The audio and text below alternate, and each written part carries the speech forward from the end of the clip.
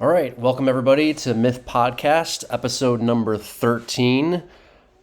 This episode will be a little bit different than previous episodes. We're not covering MWC. We will be instead covering current Myth events. For example, our most recent tournament that just finished, what's it called? The Asmo Draft Tourney. Is that right, Asmo?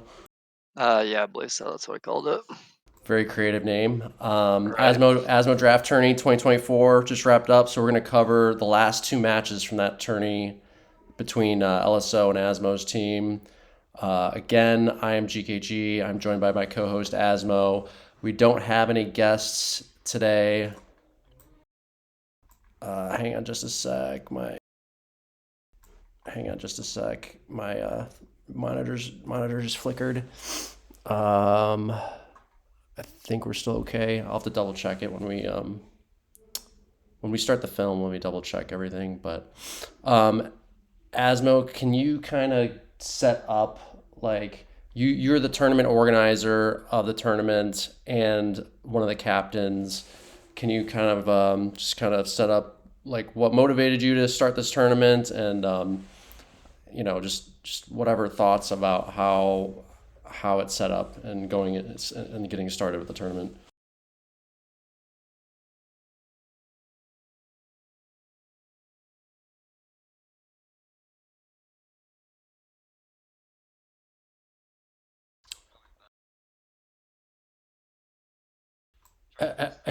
Hey, Asmo, hang on. My audio is screwed up.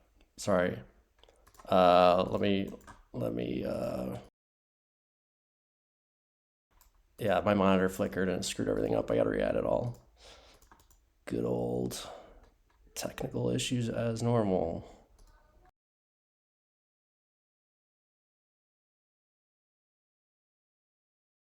Are you switching between screens and it does that, or just does that on its own?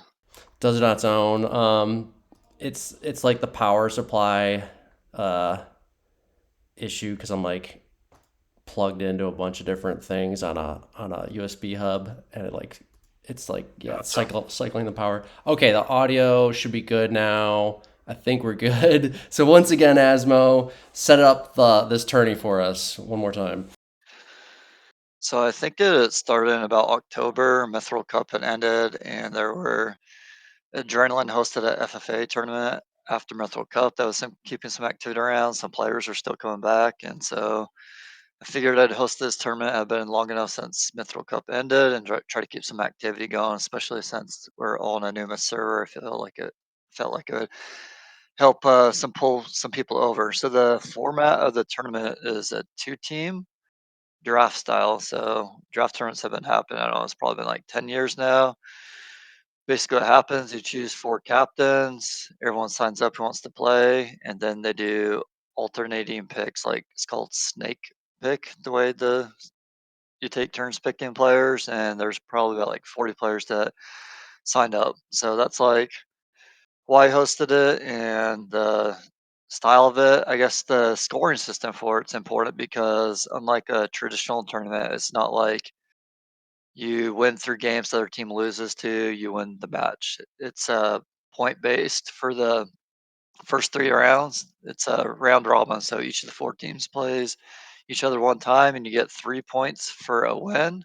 If both teams tie per game, not per match, per game. So if you get a tie, you get 1 point, then a loss is zero. So each game matters. Even if you lost your first four games, it's important to keep on playing that fifth game because it's going to accumulate points. And then whoever has the most points after the first three rounds faces off in the finals, is what happened. And so the films we're going to be looking at today is the last round of the qualifying. So I guess you could call it QR3. And then we'll actually look at the finals films as well. Um, yeah, I noticed you like to do that snake style picking. You think that's more fair than the like typical round robin or So, whatever? I mean, I'd say draft tournaments are usually a little bit more casual, like anyone can sign up and get on a decent team. And so I do like the traditional style more for a more competitive tournament, but for something where you're trying to get people games who might not traditionally play in a tournament or on a team that can actually win it, I want it to make it so like every game matters, so they're not just like having useless games. gives gives players a chance to get practice that don't have a chance to compete in finals or bottom bracket finals in a normal tournament. Why the point system rather than just typical win-loss records? So, for example, I'll use this tournament for example. Me and LSO's team had a big points and lead, big like point lead heading into week 3. And if it was just like the traditional, we had already both been in the finals before we played the QR3 match. In this system, like we both did end up making the finals, and we were most likely going to play the finals based on what the points were when we played each other. But there was still a chance that like the other two teams playing were actually playing for something. Like say if Elsa's team swept mine, and then Like what if were the two other? sweeps happened or something like that, basically. Yeah. Basically, there was still a chance. Like mathematically, there was still a chance essentially. Where in the other scenario, it would have just been over already because I would have had the You head-to-head you, tiebreaker. you said wins were worth 3 points. Is that right? Yeah, win worst 3, tie worth 1, then loss 0. Oh, I see. Because the tie is worth one. Okay, okay. I guess that it's still pretty similar. I would just say It it's is. it's It not is. that different, but okay. Um, and then the four captains team. So there's four teams, four team captains. You and LSO were two captains, and then it was Rat King and Gecko. Now Gecko did the picking, the like roster picks for his team. He was like the team organizer, but he ended up delegating in-game capping duties to Clank. Is that how that played out for all their matches? For the first 2, I think their 3rd match, I think it was Akira that ended up captaining the 3rd week. Gotcha. And who won between Rat's team and Gecko's team? Like, what was So their they records? they actually ended up playing 2 times. So in the QR3, Rat King's team ended up winning by like a game. It was like 3-2, I want to say. And they did decide to go ahead and play like a 3rd place match during the Gotcha. finals weekend. And that time, Rat's team won by 1 game as well. But I think I did go back and look at those films. So Gecko's team was winning. It was a close match. They were winning, but Gecko's team allowed Rat King's team to have like a bunch of significant subs later on in the series, just get better games. Gotcha.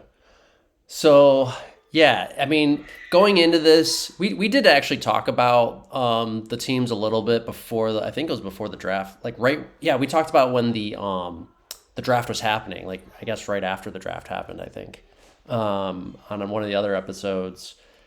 And my thoughts at the time, I think a lot of our thoughts at the time was like your team and LSO's team were clearly going to be front runners, and I think there's going to be a big gap between the second place and third place. You know, like there's going to be a top two and bottom two, and there'd be a kind of a big gap in between.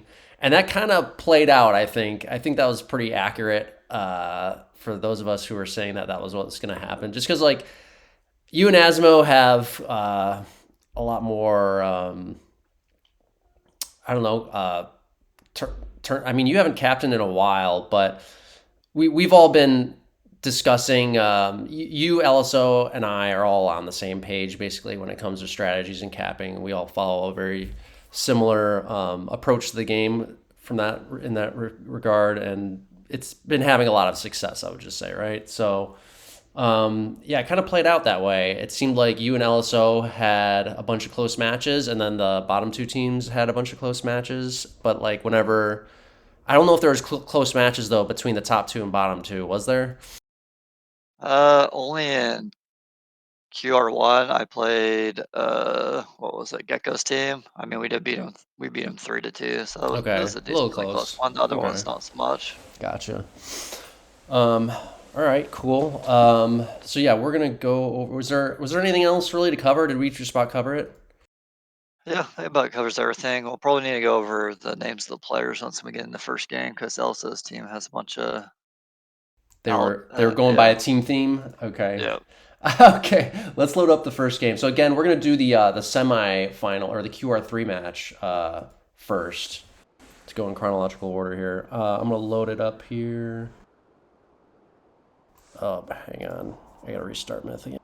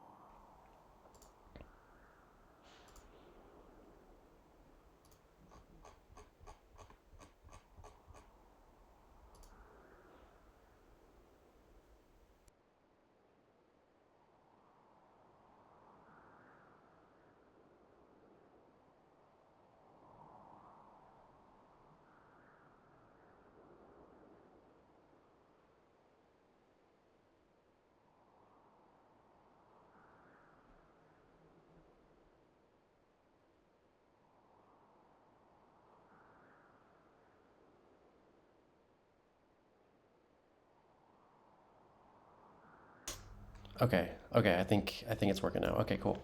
Um, all right. So It's working. this map is I don't know if I've seen this map before. Is this new or? It is new. It was part of the John God map pack that we were using in Mithril Cup. Gotcha. Nice. Yeah, that's nice to see some new maps in there. Looks like kind of like desert units basically. Yep, same unit set as Desert. Okay, and we got flag rally with 3 flags on each side. Okay, so yeah, this is I don't know. This almost looks kind of actually, I know what I would do on this. I would probably go very heavy thrall, very light archers. Yeah, yeah. LSO does exactly what I would do. Let's see if what you do here. Yeah, you both. Yeah, you both do the exact same thing, which is exactly what I would expect you to both do. Now, if you, Asmo, did you remember you playing Shad's team on a 2020 draft tourney on Desert FR where you guys lost? Do you remember that? You guys got thrall rushed. I don't remember the specific Okay. game. I do remember we lost to their team though. Yeah, that was the game that kind of reminded me of what I would do on this. But yeah, you guys are both doing exactly what I would do. So this is like yeah, going to be symmetrical strategies. Oh yeah, let's go over the team. I guess we know your guys' team. Everybody's using their normal names. Actually, who's Twixo? Is that his real name? Yeah, that is his real name. He's new to the tournament scene. He played in TMF in this Mithril Cup, and that was his first tournament ever. And so, yeah, this is his second tournament. He's a new player. He's actually, I mean, he's new. Like he plays like he's new. He's probably like a low two baller, like one baller, but his communication is actually really good. So he was a solid teammate. Actually, there was one thing I wanted to mention about these two teams in this draft, and just this draft tourney in general. What I think is really interesting about this draft tourney is it's kind of foreshadowing next year's MWC a little bit, right? Because LSO has a very you both of you chose kind of your core draft picks to be similar to who you're going to be trying to organize your teams around for next year for MWC. So LSO has somewhat of a MIT core, Men in Tights core, which has been and I'm part of that team, but I was not part of this draft tourney. But it's like our main MWC team, minus me, basically.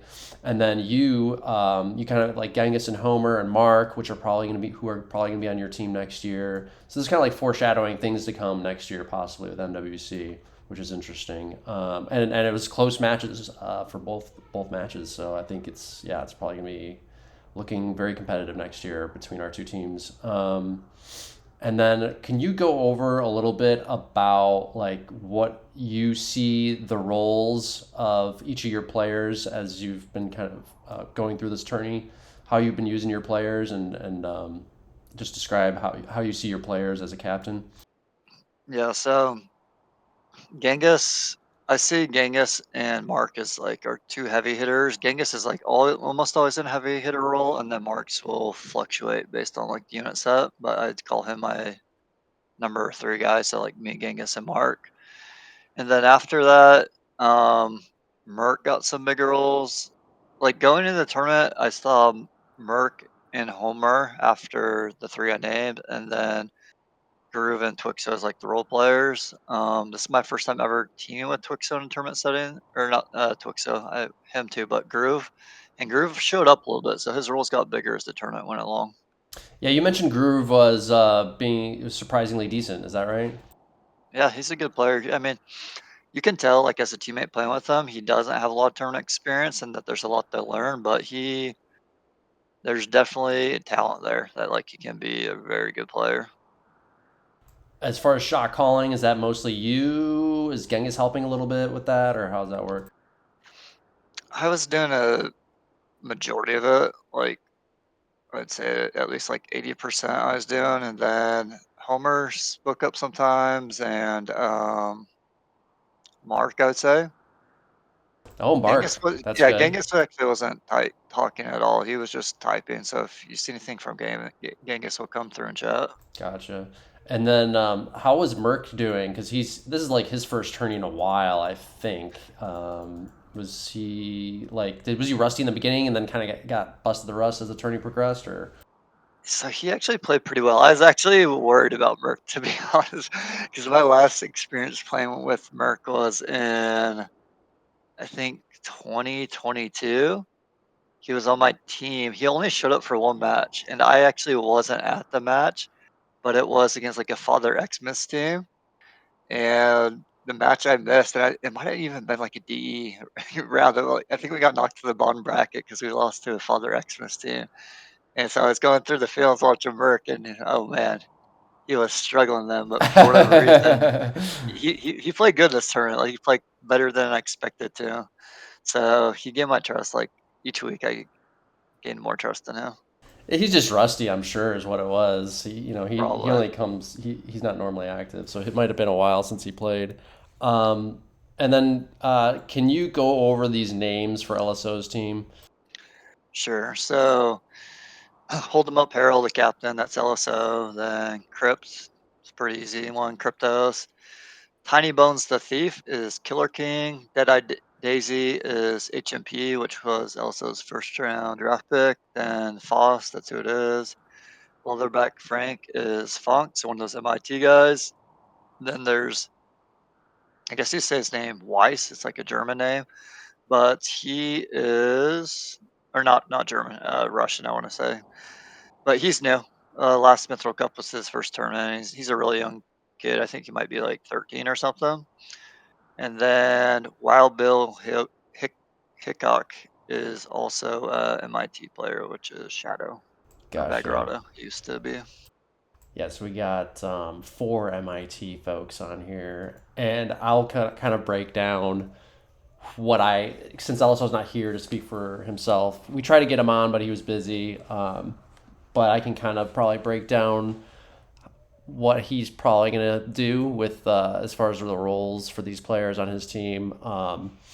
Obviously, Deadeye in this film here, aka HMP, aka Ephemeral, was his number one draft pick, and that's going to be his heavy hitter.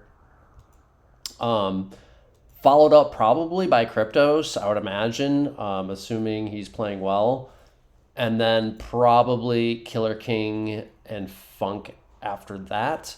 Um, Foss or Fos, however you say that, he and Weiss are probably going to be the two weakest players on that team, and then Shad. Um, Shad has been having a rough time recently, and now apparently during this tourney he had even worse time because he's Russian, so Russia recently banned Discord, and he's no longer able to use voice chat. So makes everything more difficult for him. So that's kind of rough. But um, So one thing about Shadow is, yeah, I heard about the Discord thing. So I mean, I wasn't following like super close, like reviewing the films and see what they're doing, but I know in my opinion, he had a little bit Mithril Cup, even though you guys won. But I think he played very strong for LSO this tournament, so I will give him his props there. I'd almost say it was like a resurgence for him in this tournament. Oh, interesting. Well, I'd be glad to see that because yeah, he's had a rough like last last year or two with MWC. So yeah, okay, that's good to hear. All right, I think that about covers it. You ready to get this film started? Let's do it. All right, 3, 2, 1, go. Game on. So I see like the only difference is I went for extra archer and didn't get a dwarf, so I got extra archer and I think 3 more thrall, and he does have a dwarf. Oh, you Generally, went I no go with, dwarf. yeah, Interesting. generally I go with the dwarf road to go with that Flag archer thrall captured. pack, but just like the dynamics of the map, I don't flank my archer pack here. I just send it straight up mid. That's what I do too on this. I don't. Yeah, no, I don't flank anything. It's to me, this is what I do is very much a hammer and anvil strategy. So all the slow stuff middle and all the fast stuff on a flank, on the same flank even like a 2-prong. I don't even know if I do like a 3-prong on this. So yeah, let's see how. It looks like you both are doing pretty similar. All the slow stuff's I, going mid anyway so I want to far. say they did a 3-prong ish though. I think it looks like Oh, they sent a warrior pack north, and we pretty much ignored north. We just put like some taggers up Flag there. captured. gotcha. Yeah, they're flanking some thrall. Looks like they might want to control the flanks, water crossings a little bit with some thrall. Possibly Flag is what's going on captured. there.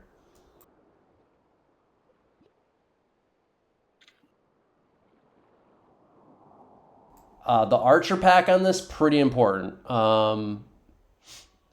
It looks. Do you give? Is that groove?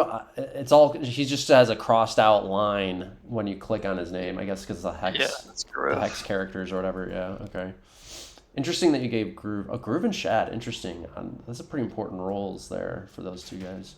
So groove, his micros really good. His issue is like melee packs, he gets too clumped with his formation stuff, so that's a learning curve. He needs to figure out like how to control those. But like in terms of micro with units like archers, he's really Flag good. captured. Yeah, he's got a strong formation here. I like his archer formation and everything so far.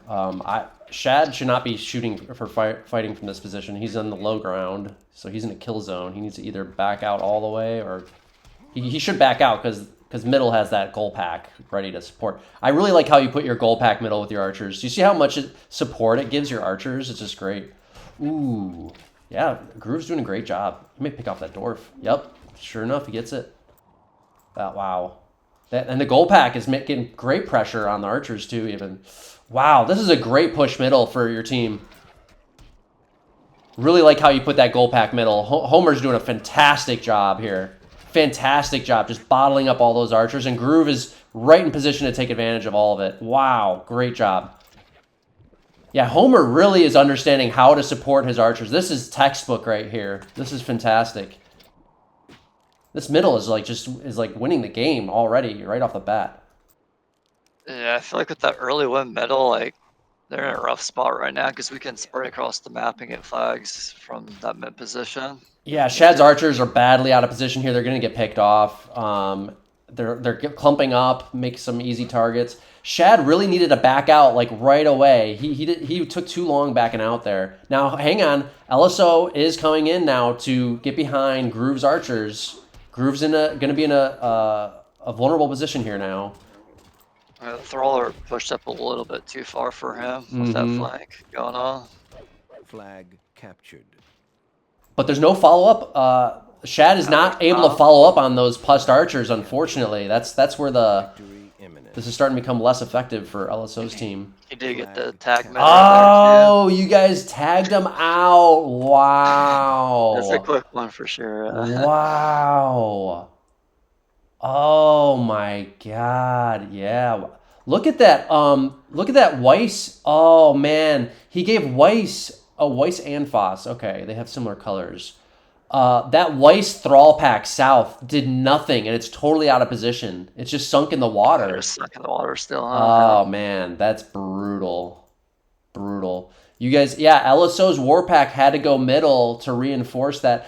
I feel like they should have reinforced that middle much sooner before they had to give up the middle flag. You know, like I don't know what happened there. I'd have to watch it again, but wow, that was fast. Who's this? Tiny Bones. That's Killer King was outforced as soon as LSO's Warpack left south. He's outforced, so he has to give up the south. And then how the hell? Oh, Ephemeral gave up the north, even though he had a goal. Yeah. Homer tagged it. Homer, Yeah. that's where his goal pack peeled off to go. Smart move by Homer. Really, I almost say Homer's MVP this game. That his goal packing set everything up. Really crucial. Yeah, that's really good. I guess a significant part about this result is with this win, both teams are officially now in the finals. Like, Oh right, because it was not a mathematically. sweep. Yeah. Because because it's not a sweep. All you guys needed was one win each or Yep. whatever. Yeah. Okay. Wait, but hang on. It could be still a sweep. This is the first game. But LSO had more Oh, points but he than had my more team points. had it in I the gotcha. I gotcha. victory. Okay. Yep. Yeah, I don't know if I said it earlier, but I kind of didn't like those flanking thrall that LSO did there. I don't normally flank thrall on this. I do that on Terry's, not on FR, and I think this is the reason.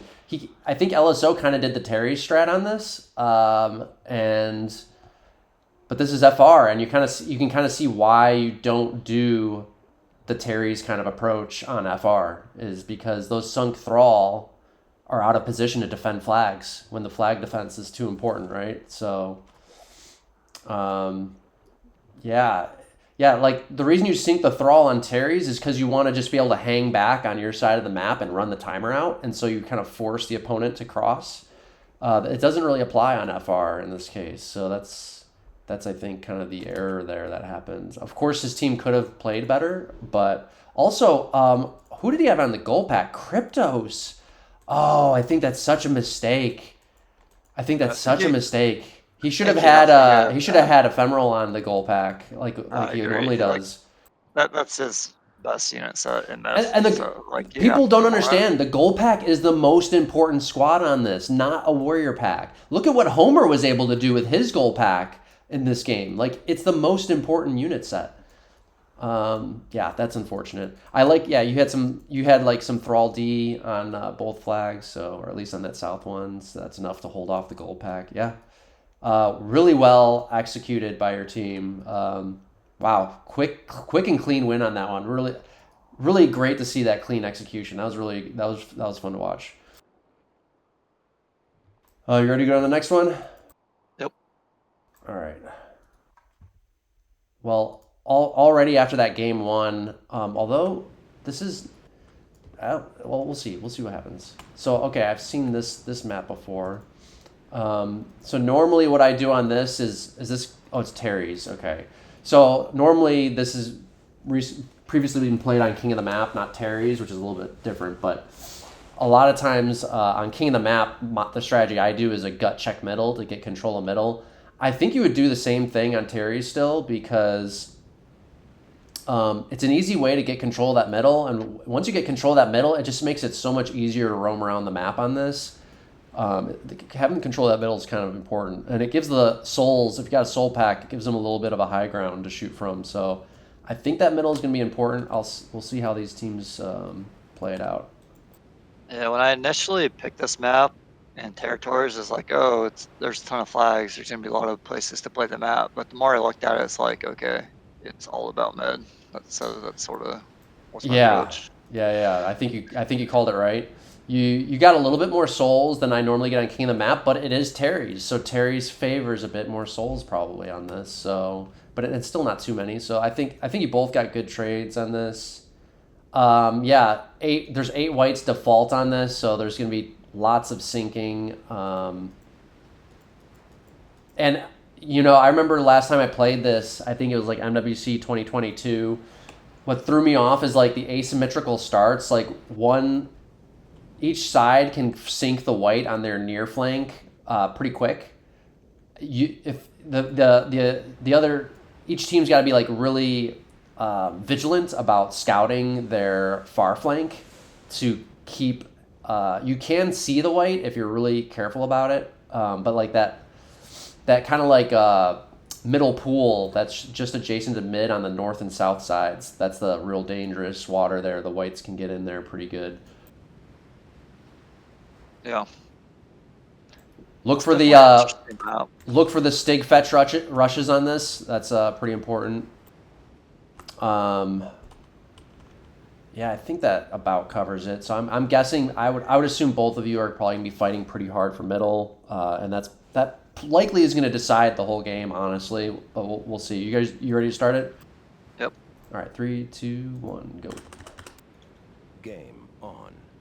I would expect to see the Stigs and fetch middle, and the usually I like to use the spiders as a defense for the fetch, and it helps to keep them back out of enemy fetch range. And then I would expect to see locks flanking on either side of middle to kind of give some side pressure there.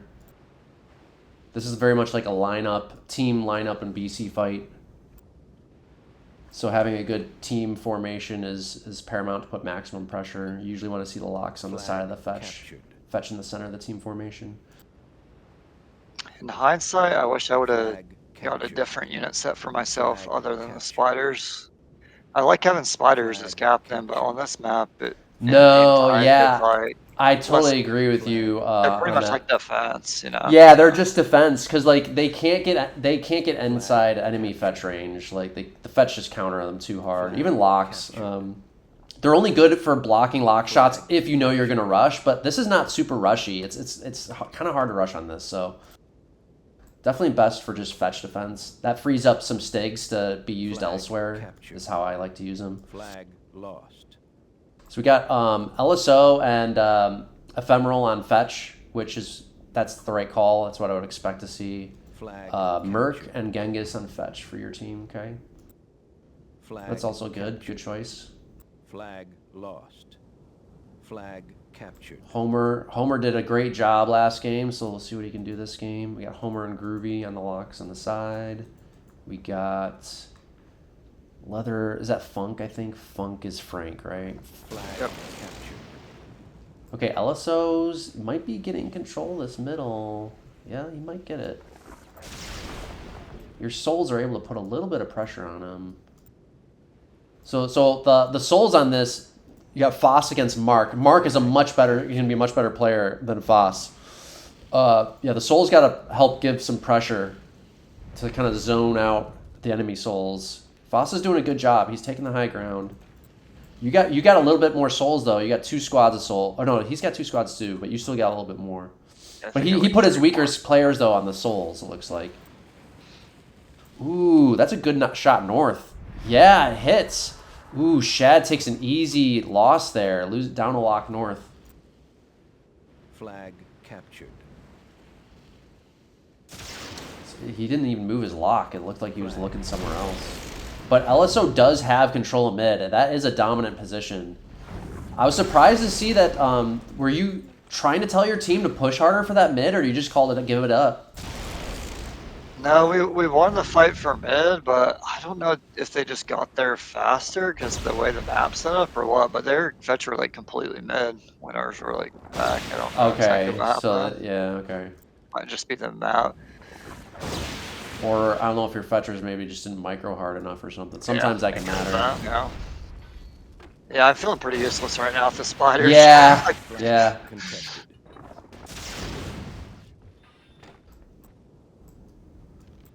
And so the BC fight begins for the next 8 minutes. Locks are getting all the damage, it seems like, so far, for the most part. Was there any sunk whites? No. No sunk whites got in. Oh no, that's their near flank. Oh no, that's big fight happening south right now. Oh, LSO. Oh, he's down a fetch. I didn't see how that fetch went down. Oh, Genghis getting the better of LSO big time on that fetch fight. So I thought we're in a super good position to win the game right now. I wouldn't say that. I wouldn't say that because you're only up 1 fetch. We are, but the way our other fetch died, I think you messed it. One of our longs killed one of our own fetcher would be up to right now. Yeah, I know, but you're not up to, though, you know what I mean? So now the percentages are even. They still have control of middle, although they're not doing a great job of holding it and really leveraging their height advantage here. It's gonna. I would not say you're in a demanding. Oh, that's a great pus by Cryptos. Great pus on both fetch for Genghis. One fetch goes down, the other one's probably gonna go down too. Nice job. Wow. Great pus. Flag contested. Oh! Ephemeral kills the Merc's fetch middle too. I think all your fetch are dead for your team. Captured. Yeah, we're in a horrible spot right now. It's pretty much game over almost.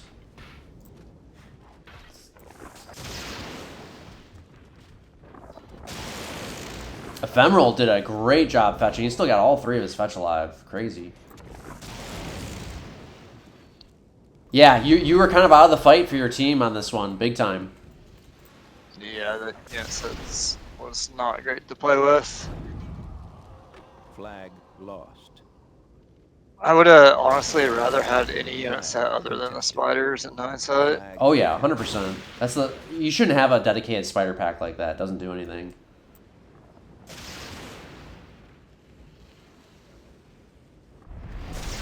Another great pus, whoever that was in the south. I didn't notice how much pus they got this one. I don't know if it's different than what we got. You guys left a big pus back there. Looks like you healed 3, maybe? They healed 4? They had a little bit more pus though. It worked out for them, I guess.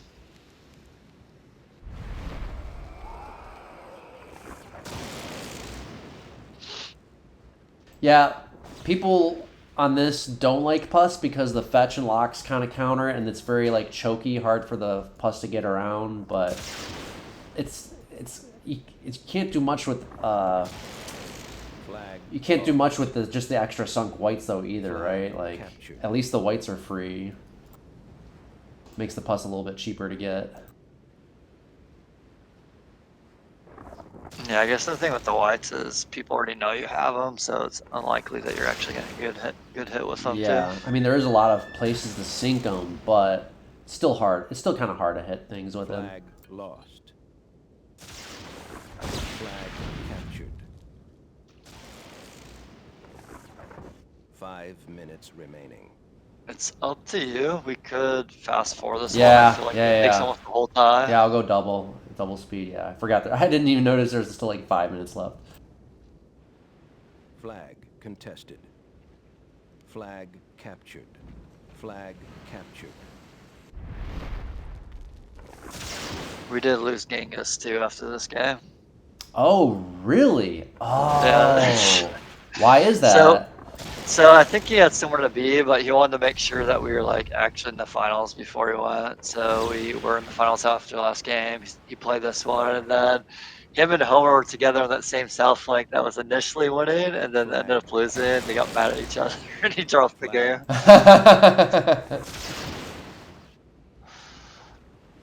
Well, that's kind of explains why you guys lost this match. I didn't know you guys were down your best player. I mean, that's a pretty big deal right there. Flag. Yeah, we missed the last 3 games.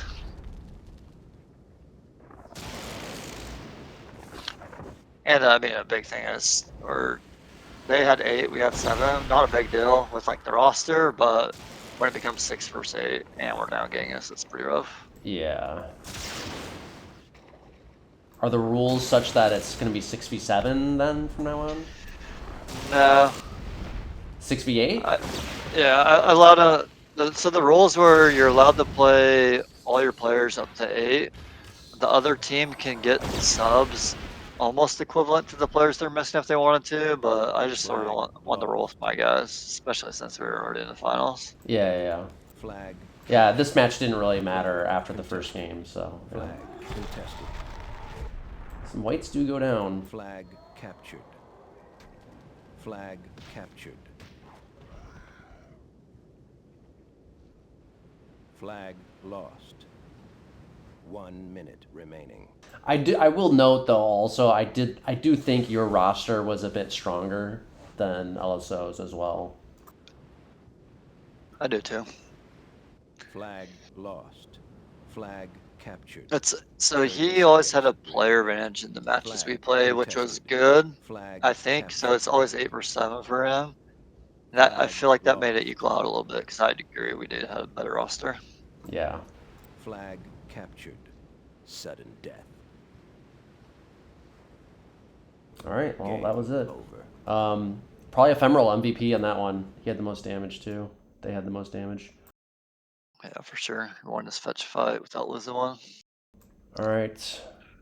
On to the next one. It's kind of the first 4 or 5 minutes of that one was exciting. That was all the action, and then it just kind of was dead after that. So, okay, we got Great Divide, Assassin. Okay, a classic. Yeah, we just reviewed a bunch of these in the other NWC finals. This hasn't been played in a long time, I feel.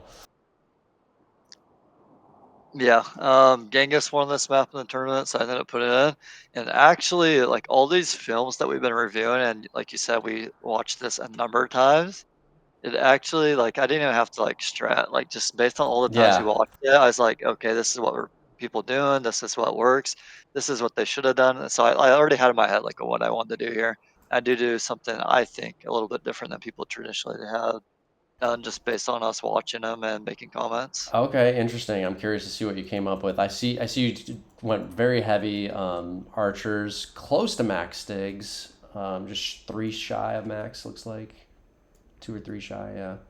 Um, and there is for only 3 goals.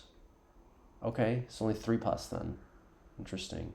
Oh, the North team went 5 goals. Okay, huh. So both teams went a little bit different. Am I looking at the? Yeah. Okay. So how did you like get the trades for both of your teams on this, or how'd you plan that out? Yeah, I told Homer what trade to do. I think he listened. Let me see his trade. He got 3 goals. You did Uh, 5. Did you guys get the I same trades or what? I told him the same trade. I'm pretty sure. So maybe he just made a change. I don't know. Okay. Yeah, looks like he went 1 more Stig and like 2 less goals or something. And he's gonna trow for himself, and then he's got Merc, and yeah, you just kind of like have one trower and then split the rest of the units between the remaining 2 players. Oh, interesting. You gave yourself a tro and a little squad of Stigs and archers. Interesting. Yeah, Curious to see. we'll see. Probably regret. Probably regret. Okay. Curious to see No, how you're gonna do that. I feel like the split for this is a little awkward without having an extra player because a lot of times what teams do is like they cross map one of their trial, right? Mm-hmm. But I felt like just only having 6 players, I felt like that didn't make sense to cross map and have one unit essentially and leave our other guys 2v3, you know? Or Right. even 2v4 because they got 8 players. So I did switch it up from what I would normally do if we had 7. So looking at LSO's teams trades, they go a little bit different on both teams. That might be intentional, actually. That's really interesting. So if I'm looking at his trade here, I just want to try and make some mild predictions. I'll see if I'm right or not.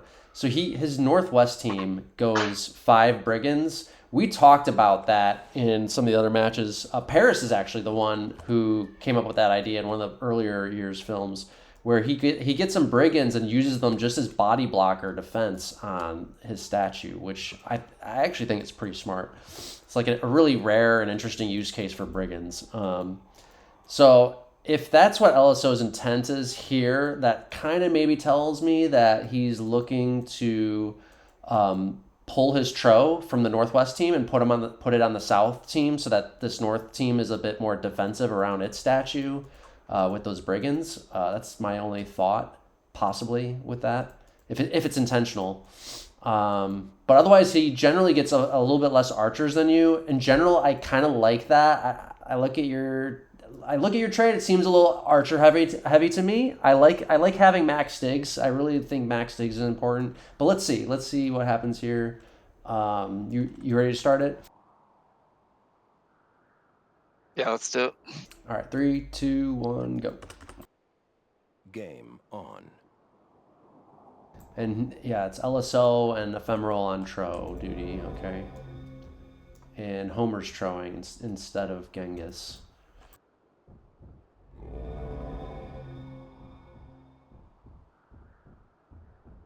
Surprised to see so much text chat in the films. I would have thought, oh, I think it's because their team, Shad, is not on voice. That's probably why. Yeah, neither is Wise because he's Russian as well. Ah, gotcha. There's a circle on the map for Ephemeral's team in the south. Looks like they might be looking, they're looking pretty offensive right now in the south. It might be where they're trying to push.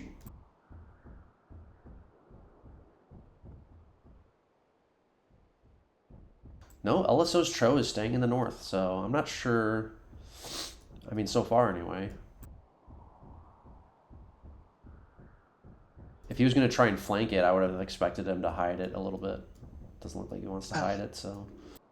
So a rule I did put in for this specific map is if both teams that your allies is starts on the same side to reset it. So it'd be more Oh, aggressive. yeah. That would be super campy otherwise, yeah. That's a good call. That would just be like, man, that would ruin it completely, wouldn't it? Yeah. See, with how many archers you got max archers. I feel like your north is too defensive. Like, if you're gonna go heavy archers, I would expect to see offense, not defense, right? Like, both the south teams look like they're lining up to duke it out. Actually, all the teams are lining up except for yours, northeast. Was that your game plan or what? So we were expecting them to cross trials on the map, and we were going to be aggressive on the side that didn't have the trail. And I wasn't sure if LSO was gesturing to bait me into archer shots right now or not. But once we knew that their trail was gone, our plan was to get aggressive. Gotcha. So yeah, LSO didn't really move his Tro south right away. Now he is. He kind of postponed his move, I guess. But now he is starting to do what I kind of expected him to do. Maybe he just wanted to help get his archer line in the north in position to like kind of hold that choke a little bit. Although he's kind of giving up, his north is kind of giving up the choke. Yeah, I like your push here. Who's this? Mark? Yeah, I like Mark's push here because their archer line is kind of all messed up. It's not really good. It's whenever I see this is always so important. I feel like a lot of people don't understand. Like if your formation is bad, if it's weak, it invites aggression. You know, it's like if I see somebody's formation all messed up, especially their archer line, I'm gonna want to push into their bad archer line and take advantage of it.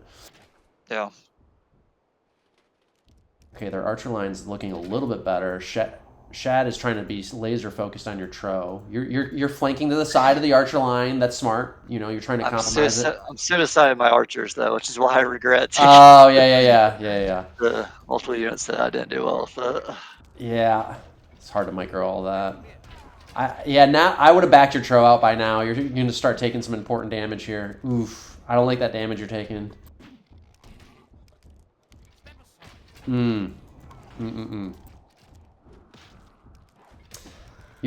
mean, I guess you're trying to like get just enough damage to kind of like get the snowball effect going, so your team can push. Yeah, I'm just trying to. I figure I have heals, so as long as I don't get too dangerous. Yeah, at this point, since you've already used up your top half of your Tro health, at this point you should be a little bit more aggressive, assuming you don't take too much burst damage. You want to really milk all the roots. You got 4 roots to use. Now you want to really use them up. So I'll tell you here in a second what I learned from the films we watched and what I was trying to do. You're trying to get your archer line in range of that statue because we were talking about it in the film. Yeah, I can already see. I can see what your archers are trying to do already. Yeah. Yeah, remember like all the films we watched is like, why are they archer fighting? Like there's statues. Oh, I said it multiple times, dude. I remember. I thought we had a guest on the one of the episodes who was like saying, "Oh, that statue takes too long to go down," and I'm like, "No, it doesn't. Like, if your archers get in range, it's almost like game over. You just need to keep shooting it." Yeah, so that was what I wanted them to do, but we couldn't get in a range really, like we were trying to, but the turtle's pretty hard to push through at this point. I feel like if you archer fight a little bit, you still have an archer number advantage. If you can kind of whittle down their archers a little bit more, you might be able to. Let's see what's happening south. I would have liked to seen you take some Stigs to micro with too. You could have done all your archer pressure with just Stigs instead of the Tro. In fact, that's what I would have liked to have seen you do when you flanked originally on the side of their archers. If you had like 4 Stigs with your Tro, it would have been beautiful pressure. Okay, your archers... I don't like how Mark is backing up too much. He's almost in range. He just needs to push forward and keep dodging. If you see Twixo is shooting it out. Oh, your Tro's trapped. Your Tro is trapped. Yeah. Oh, you got out! Oh, no, you didn't. Almost. Man. Oh, Mark needs to just go in. Oh, he's got the dwarf. Okay. I didn't see his dwarf pushing up there. Man, you guys are... Yeah, Twix is doing a beautiful job. Yeah, you guys almost got it. There it is. Yeah, you got it. There it is. And LSO's Tro is eliminated now on the other side of the map. That's huge. No, I totally agree with your play there. I was calling that on all the films that we were watching earlier. I was like, people play way too passive. Yeah. Like even with how ugly our push was, it still worked because you killed that one thing, their whole team disappears. You know? Exactly. And it's like people don't understand. Like if something like a statue that can't dodge the arrows, it's like free, easy damage. It doesn't matter how tough it is. It's so easy to keep dodging your archers. Their archers can keep firing at your archers. It's still going to take them like 2 or 3 minutes to try and do any significant damage on your archer line. So now, you guys can just run the timer out at this point. Ooh, F's got to heal up. Oh, F's losing that. You guys got it in the bag at this point, basically. Yeah. Because you guys both won your sides. It's game over, basically. You played it smart. I actually would have thought that a max Stig trade, though, on your side would have helped your push more than max archers, personally. Like I said, what I would have done is I would have put like 4 or 5 Stigs with your Tro and then use it to put that pressure on. I don't think you needed all those archers. Like you did, 16? I might have went like, I don't know, no less than 12 for sure, but... Yeah, maybe, I don't know. Maybe you don't even need the worst, other than like maybe 1 if you know you're going to be the offensive side too. Because the problem with if they go, so for example, like if they go, you go max archers like you guys did, but they went max Stigs. What they should have done was put their Stigs out front to just hold your archers off, right? And then that would have forced your dwarfs to come forward, but now your dwarfs can be shot at by their archers. You know, that's how you kind of play that dynamic.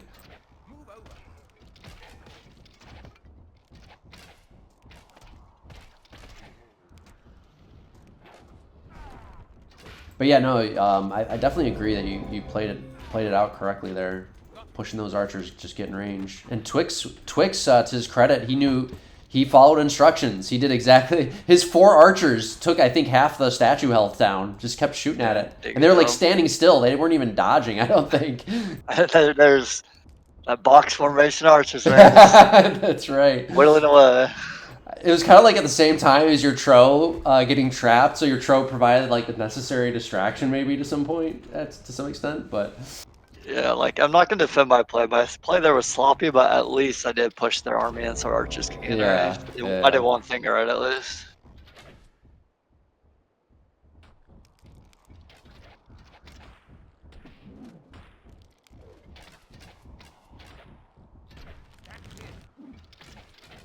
I'm going to double speed it since it's pretty much over. That's fine, yeah.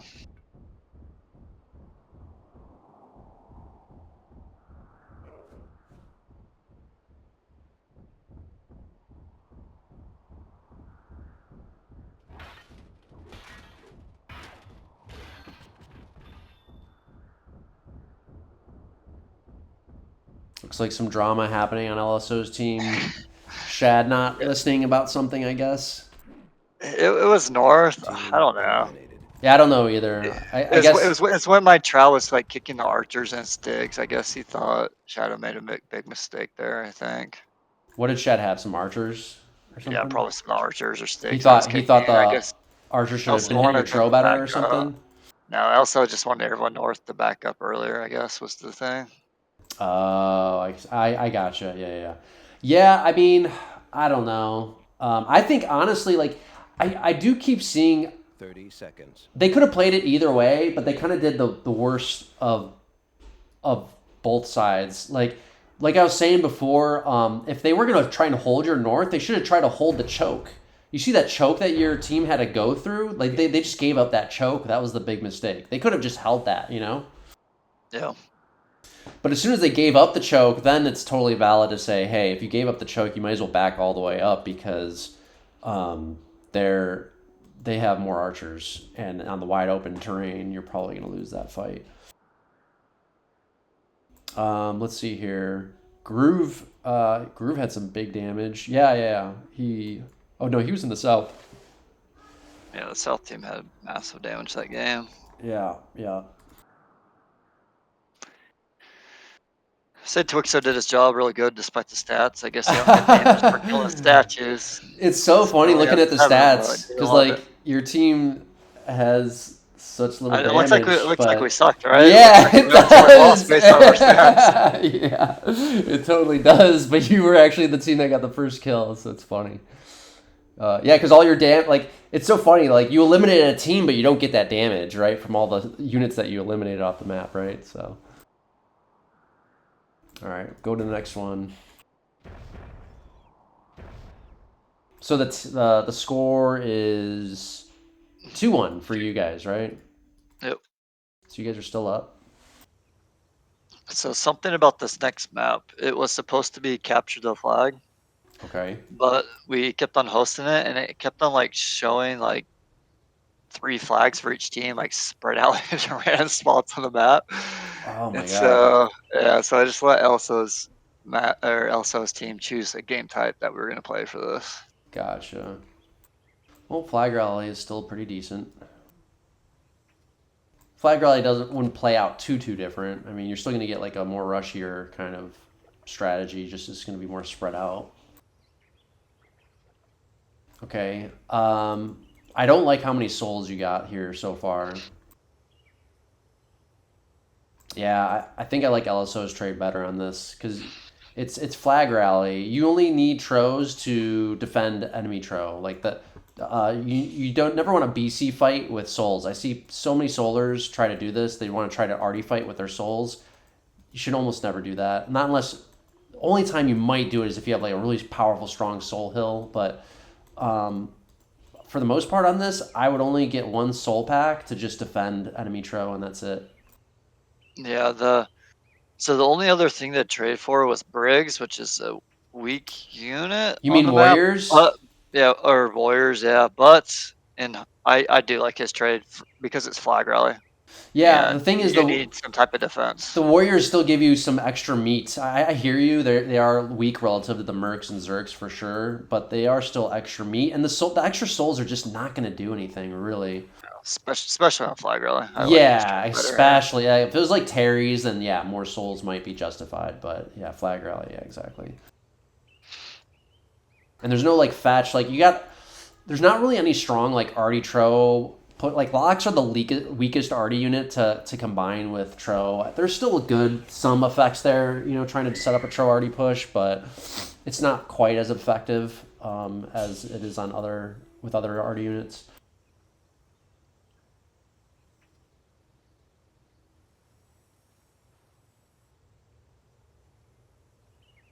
So you got you troing. I would like to see you take some. Okay, you do have some melee with your tro. That's good.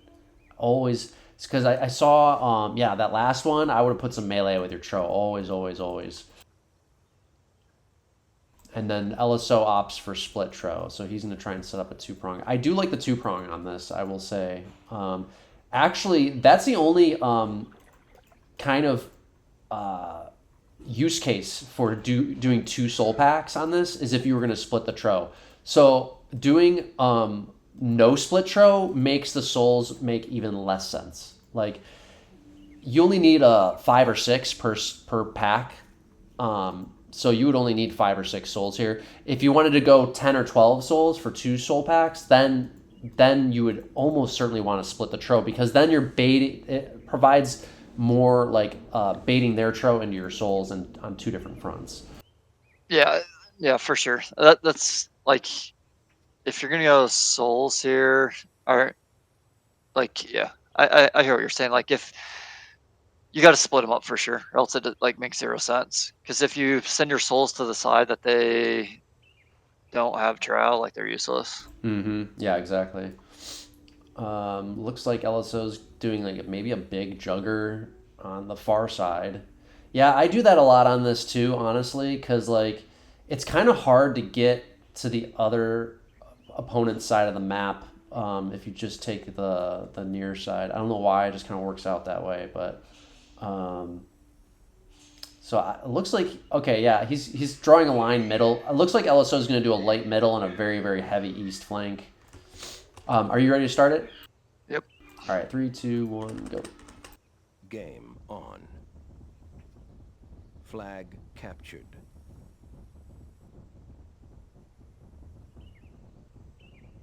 Okay, you got Mark on an isolated.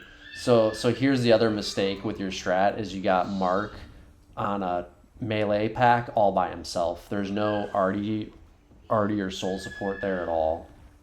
So you always want to, if you're going to set up an extra tro front with split tro, then you always want to have like small melee with the tro, arty support with the tro. Like tro forces almost always need to have all the support with them, because tro are all about gaining their kind of synergies and efficiencies with other supporting units near them.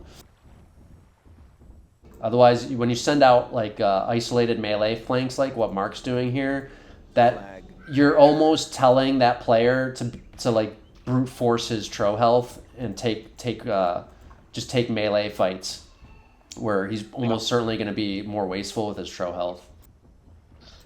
Now he ends up like just kind of backing off. Well, he's going forward now because there's nothing really pushing up against him. He should push that. I mean, there's nothing really stopping him. That would force LSO's team to react to it, at least. LSO's team East is not as big as I thought it was going to be. And curious, he puts his 2 tro on the same side. Like, I thought he'd put the 2 tro on the east flank. That's weird to me. Normally I would put the weaker tro flank middle with the souls. So your souls in the east are kind of holding off his team's tro very well, at least. Your solars are doing, at least your solars are at least mirroring their tro, which is great. They're not arty fighting.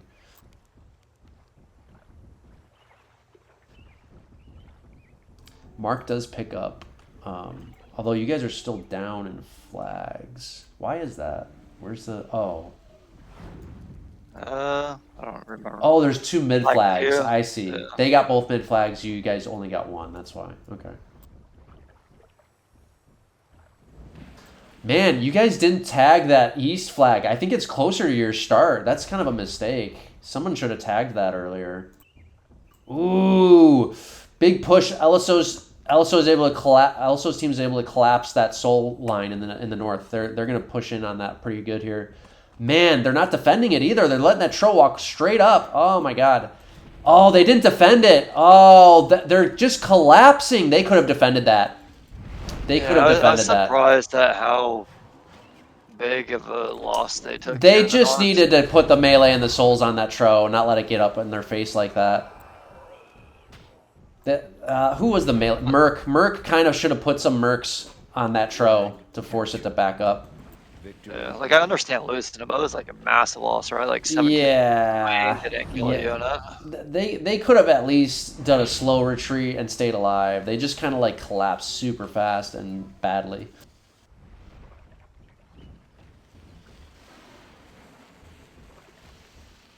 But yeah, you see how Mark's his melee force just isn't really doing anything, right? Yeah. They like picked up 1 mid tag, but like it's not. It's got to like be combined with other things to like set up a proper push, like what they had on their other flank.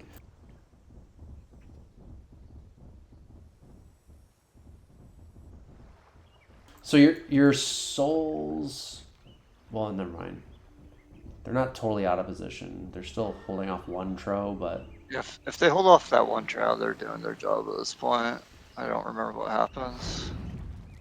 yeah, your team is just getting totally turtled up here. Yeah, we know we're desperate at this point. Like we need to make a fight into 3 Yeah, trials you got to to just rush have any something. chance. Yeah, you just got to rush something to push out of it. Yep. Good block there by Mark. Yep, just got to pick that fight. Yep, just go for it. You need some locks with that push. Ooh, got to get some locks in there.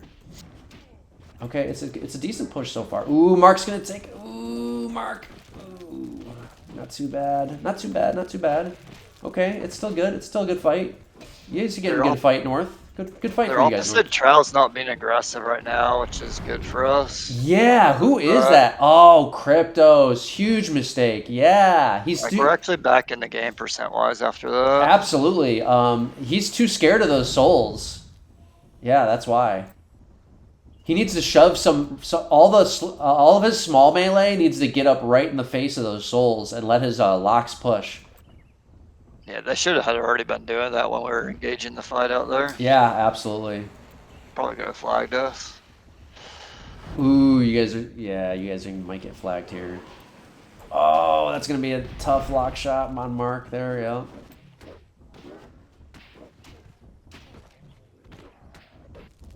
Yeah, still down in percent.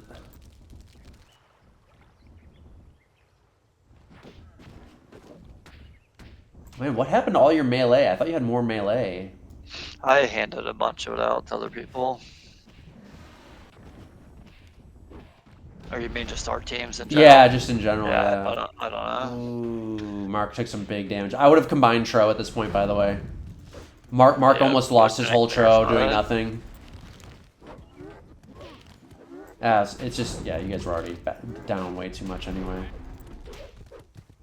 I felt like your North was looking okay there, and I looked away to see Kryptos not pushing, and then, I don't know, somehow he seemed to lose a lot more melee than I had expected in that North. Flag captured.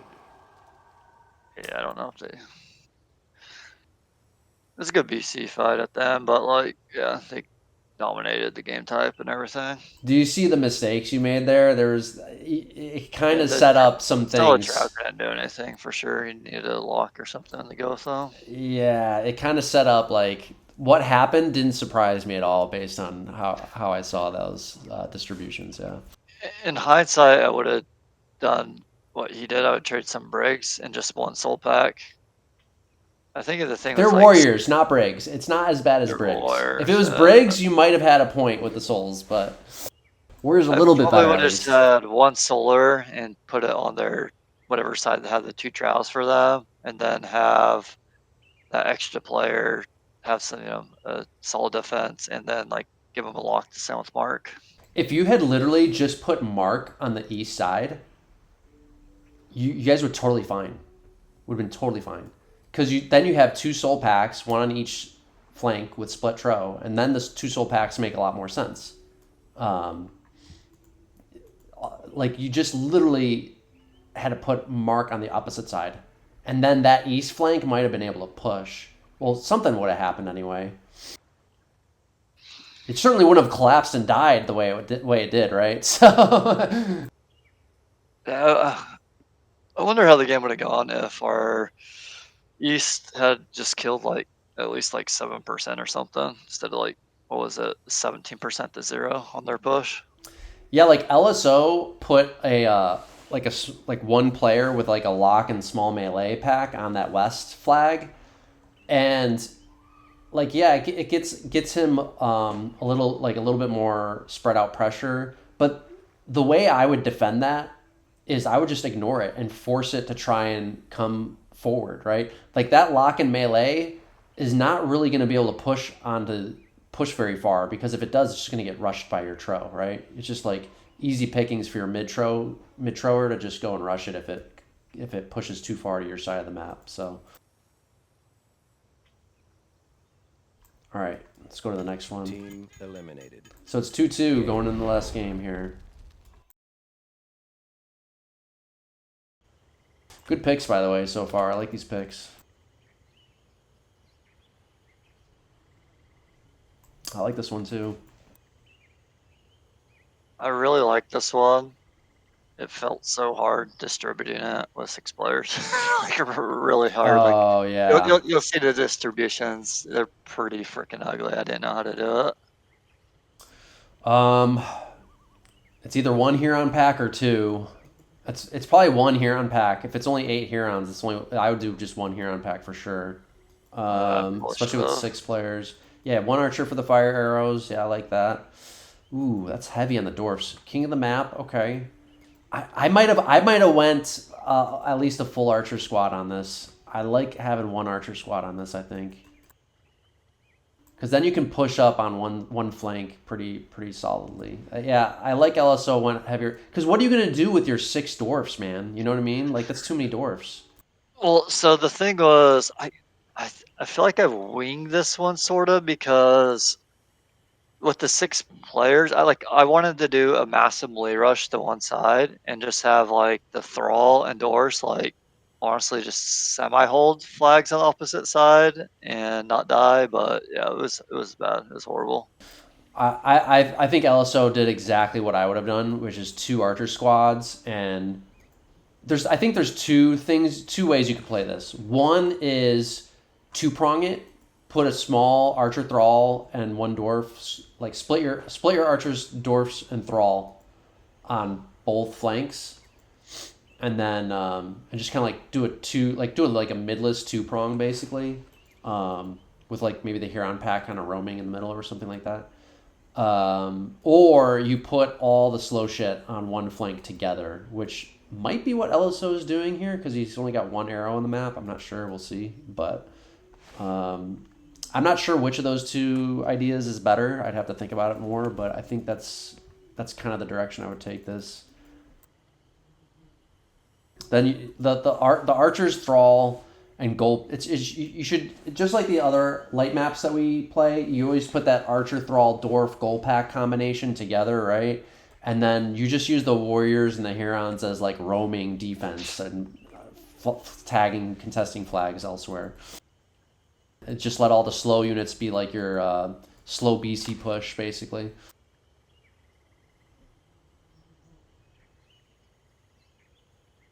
You ready? Yeah, hang on, I'm almost there. So we got LSO on Hurons and you're on Hurons. Oops. Okay. I'm at 11:58. Okay. You ready? Yep. 3, 2, 1, go. Yeah, I like that you you did split Hurons. Okay, so I don't like that you split Hurons. I would not have done that, especially with 6 players. Yeah, I gave Twixo like way too much here. I was like trying to make up for being down a player, but I remember what I did with him now in the West. I wanted him to have a gold pack to like just distract and tag while his thrall and Dorse held like the back flags. But it's like his second tournament. 21% is an insane amount for someone who's just like learning the game. Well, also I would have a dedicated goal packer, and the goal packer is actually pretty important on this still, just like Desert. Even though just because it's got Hurons on it doesn't like totally negate the importance of a goal pack. So, Well, he does have a gold pack, but yeah. No, I know, but it's not a dedicated goal pack, and he's not your better player. You know what I mean? Like, I would have put Homer on a goal pack again because he did such a great job last time with it. And then, like, and your goal pack is not with your archers either. Like, oh, you know, you only have 1 archer. Yeah, never mind. See, that's why you get archers. You kind of negated your synergy there by not having any archers, almost not having archers. Yeah. Yeah, it's the 6 dwarfs is just going to be like you're losing a lot of synergies without the archers. 6 dwarfs they kind of lose their effectiveness after the first 2 or 3. Flag captured. So his archer. So he put all his slow shit on one flank. Yeah. So yeah, and they put all the warriors on the other flank. Yeah, that's a good strat. There's just nothing you're gonna be able to do to hold off that East Archer force. Who's that? Killer King and Funk. They're being kind of passive with their archers, honestly. If I was them, they're like backing up way too much. If I was them, I'd be really aggressive right now with the archers. They should be shooting at half distance, and they're shooting at almost max range. Captured. And they also should be targeting the hell out of those Thrall because they can't hardly dodge anything. Oh my god, their archers are being so passive. Granted, you do have a ton of melee there. Contested. Okay, now they're backing up because you guys are pushing right into them. Ooh, LSO is getting a good pick off on a war pack. Got a nice puss off. But it's happening at the same time as his archers getting rushed. Ooh, and both dwarfs are going to go down pretty cleanly here. Oh. See, oh my god, Foss does a terrible job helping to defend those dwarfs. He let goals get around the back, and he didn't defend that. So, again, LSO makes a mistake not giving the goal pack to his better players. Oh, Foss eats a horrible push shot on almost all his goals. Oh, man. Man, that goal pack. Like, LSO's team should have been able to hold this so much cleaner. And, yeah, your team got a fairly decent rush on it, actually. But now you're yeah, well, shit. I mean, you're actually cleaning up those Thrall fairly efficiently. That wasn't a terrible engagement for your team at all. It should have been, but man, I feel like you both really underestimated the value of your goal packs. You need to give your heavy hitters those goal packs. Like, okay, like the Herons is maybe the most important squad, but the goal pack is the second most important. Foss should have made sure that that those Puskulls didn't get behind that dwarf like that. That dwarf stayed alive. So, right here, a massive mistake happens. I think this is where it's at. So we're chasing those herons with our warriors and my herons. Yep. I pull off right now. Oh, they're gonna get eaten up. Okay. Oh, Yeah. they're gonna get eaten. LSO sees it right away too. Oh yeah.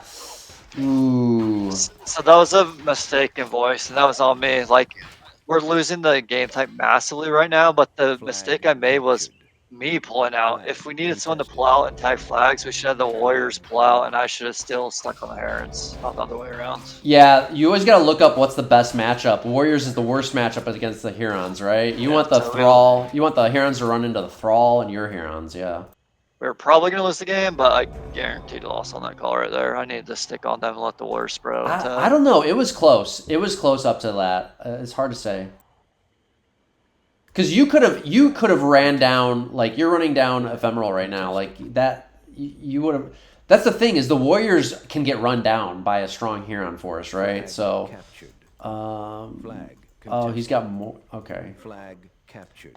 Yeah, I don't know. I don't know. They do have a shitload of warriors. Yeah, you wanted your warriors to match up against their warriors too. Yeah. Contested.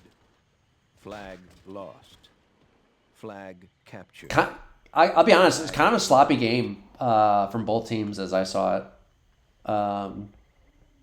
It should have been a much cleaner win for LSO's team based on the trades. Foss. The goal packing there was atrocious. Foss basically didn't do anything. He just died. And goal pack is the second most important squad, so. Flag lost. Ooh, that's a net. Oh, did he bottle puss you? Oh, wow. Yeah, that hurt. Flag contested. Yeah, also the other thing. Bottle puss in this tournament. Yeah. The other thing, Asmo. Actually, you might have been at an advantage before that engagement happened with the Warriors, because you had 2, maybe even 3 dwarfs left over, and I don't think they had any. Or maybe they had... A lot of their puss. No, they didn't have any, because you killed both their dwarfs. So you would have been able to abuse the shit out of your dwarf advantage, dude. You just needed to 2-prong them, split them up, and have all your warriors defend the dwarfs. That's all you needed to do. Yeah, my decision definitely guaranteed the loss that game. I needed to not pull out there. You don't have to it. Flag captured. Yeah, I think actually you were an advantage. You might have won the game actually if it wasn't for that. All you needed to do was stick your... Basically, you want to have warrior dwarf packs so that your dwarfs are always guarded by warriors and your warriors are always guarded by dwarf, right? So. I think I was too scared of the game type in the moment as which I made the call, but in hindsight, there was actually still a ton of game time. Oh, there was a ton of game time. Absolutely. Yeah, I don't think you lost it by... No, I don't think you lost it yet. 5 minutes. Not with those dwarfs. You really needed to leverage the shit out of those dwarfs, though. You want to speed through the end of this? Oh, yeah, yeah, yeah. Flag captured. Man, why does it always feel like there's so much extra time after the fighting is done? Jeez. Flag contested.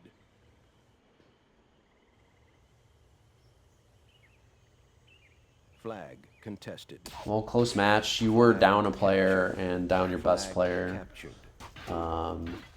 But, I mean, you're looking at the rosters, it still seems somewhat even.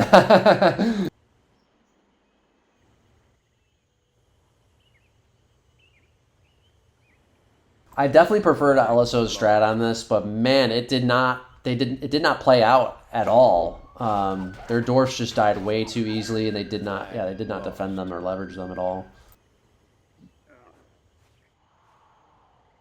Flag If I was LSO, Flag as soon as I saw how like you had all your warriors on that east flank, I would have pulled off at least one warrior pack from the west to reinforce, get some extra meat defending those archers. flag lost. I think one thing that gave us good rush there too is LSO engaged Homer's warriors that are a little bit separated, and I feel like the initial engagement on Homer was good, but Homer played it smart. He ran in the complete opposite direction. LSO kept on chasing him, so they didn't have Herons to defend against that rush for like the first 30 seconds or something. Yeah, no, 100%. Yeah, it was synced. Like he had a good kill opportunity on Homer, but at the worst possible time because it was going to pull him out of position while you guys were getting rushed, and that's why like the guys with the archers there and the gold pack, they should have seen like this is where a team chemistry comes into play. Like as soon as if I was them,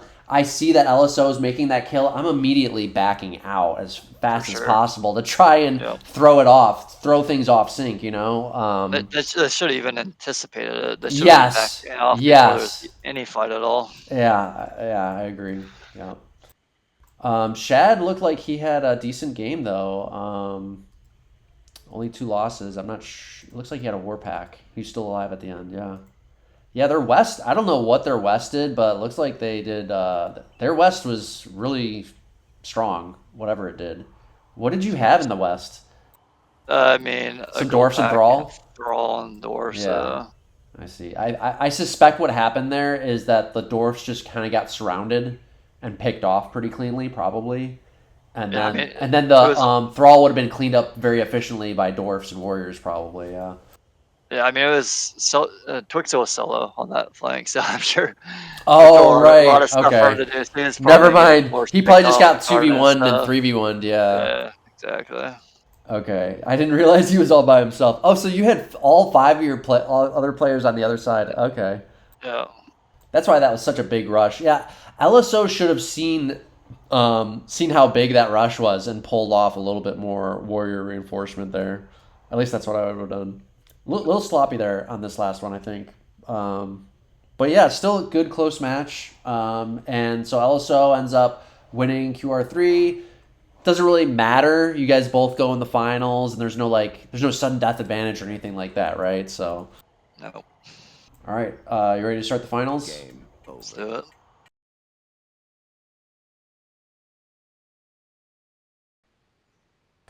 Another good pick. It's a classic flag rally. Okay. So this is the one with Tro on it. I thought there was a similar mesh without Tro on this. Okay. I like what LSO did here. And you do something similar. So yeah, I think you both have the right idea. Bray are standard default units. You can't trade for them.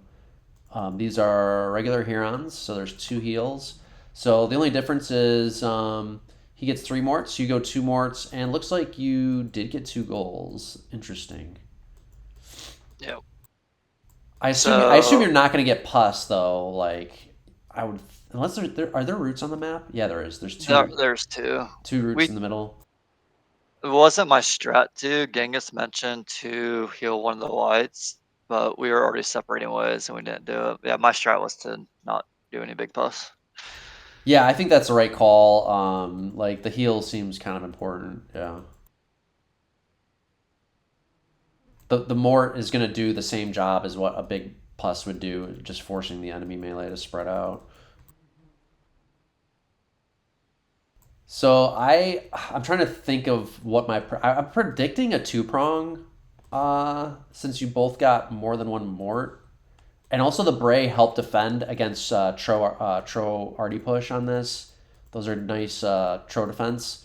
So I would expect a two prong on this for both of you all. Probably north and middle. I would expect.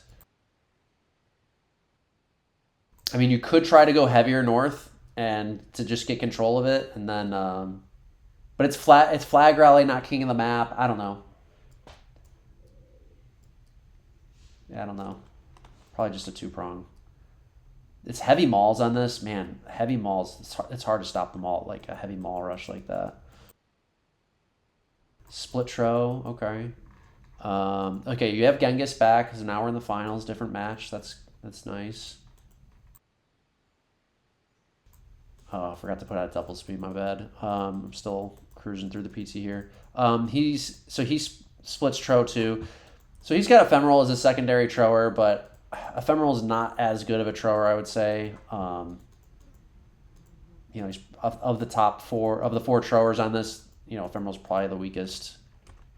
I was feeling confident in Trow maps coming into the tournament or into the finals for sure. Yeah. Against them. Yeah, that's Ephemeral's like one kind of Achilles heel, I would say. Not that they're a terrible Trower, but it's definitely like their weakest unit probably. Okay, I'm at 0. You ready to start it? Yep. All right, 3, 2, 1, go. Game on.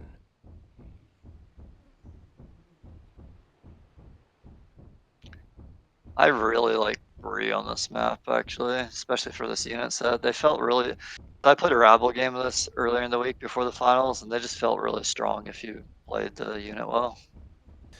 LSO opts to split his Bray up. You go just one squad of Bray.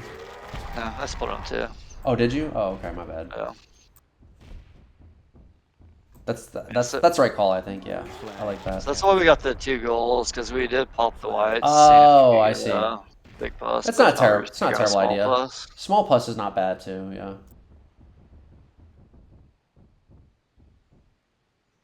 Oh, interesting that both teams go lighter north than I would have expected. I don't know. I probably would have put a Tro up there, to be honest. Flag captured.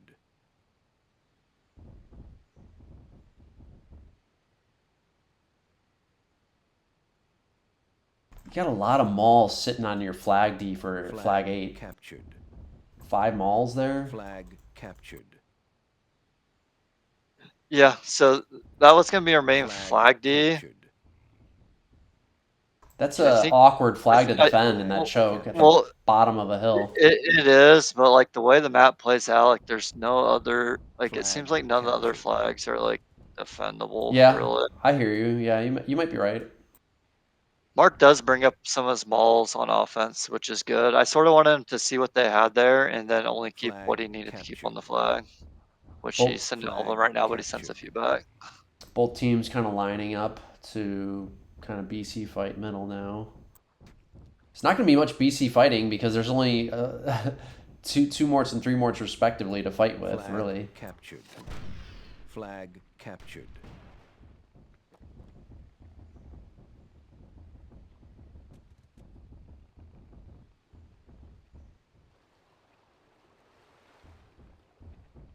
Okay, no, your south does have a mort there. Okay. Yeah, you're just missing a mort on the north. So if I was LSO, I would. That mort in the north's gonna get maul rushed. It can't hold off all of that. Yeah. There's a few goals too. Yeah, that north is. I would have reinforced that north if I was LSO because that mort's just gonna get picked off. Cryptos is. If I was Cryptos, I would not be pushing that.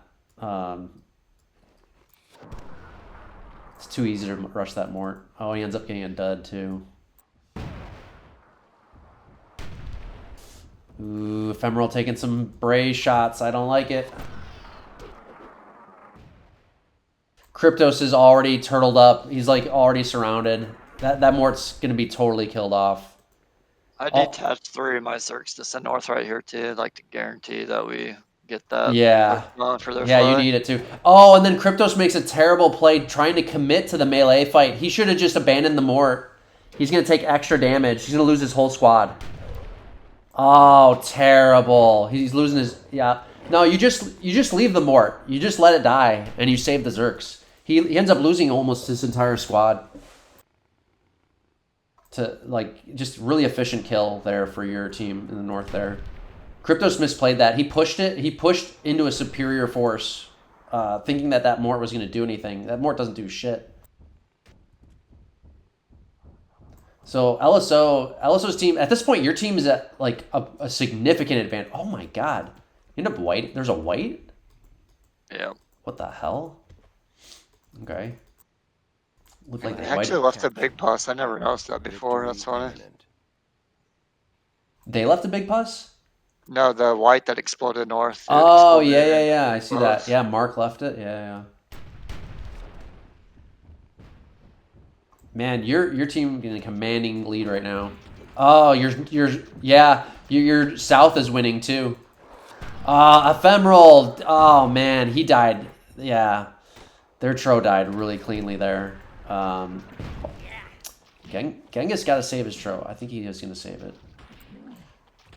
Yeah, he saved his Tro. LSO has to make a play north right or mid right now, because everywhere else his team has died. So Yeah, it feels like a wrap at this point. We know that south, we just need to retreat and stall until we get the last flag. looks like you made the right play north by just sending melee up there and no Mort. Those extra mauls was crucial in that north.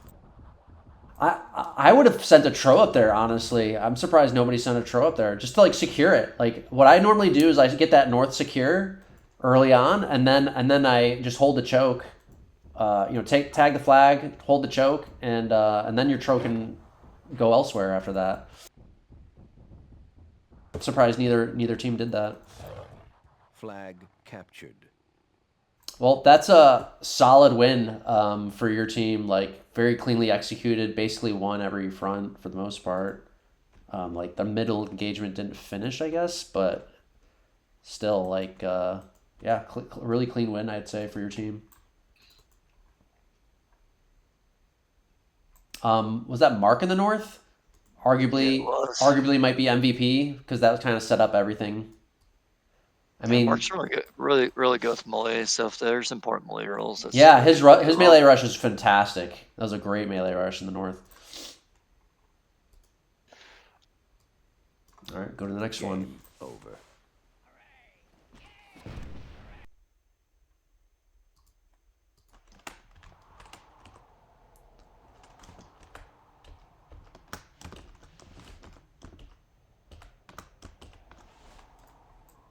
Capture the flag. Oh, acts of cruelty. Okay.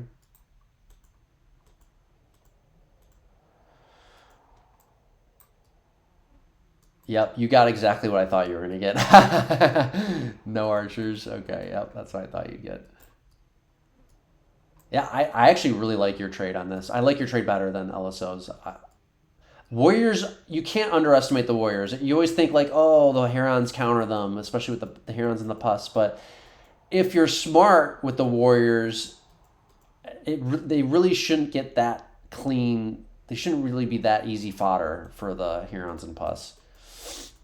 You just stay spread out and you don't get run down. You always, the Warriors just got to always have, like, something to fall. Like, they need to be ready to run back to other Herons or Thraldorf to help defend them, right? That's about it. As long as they don't get isolated by themselves.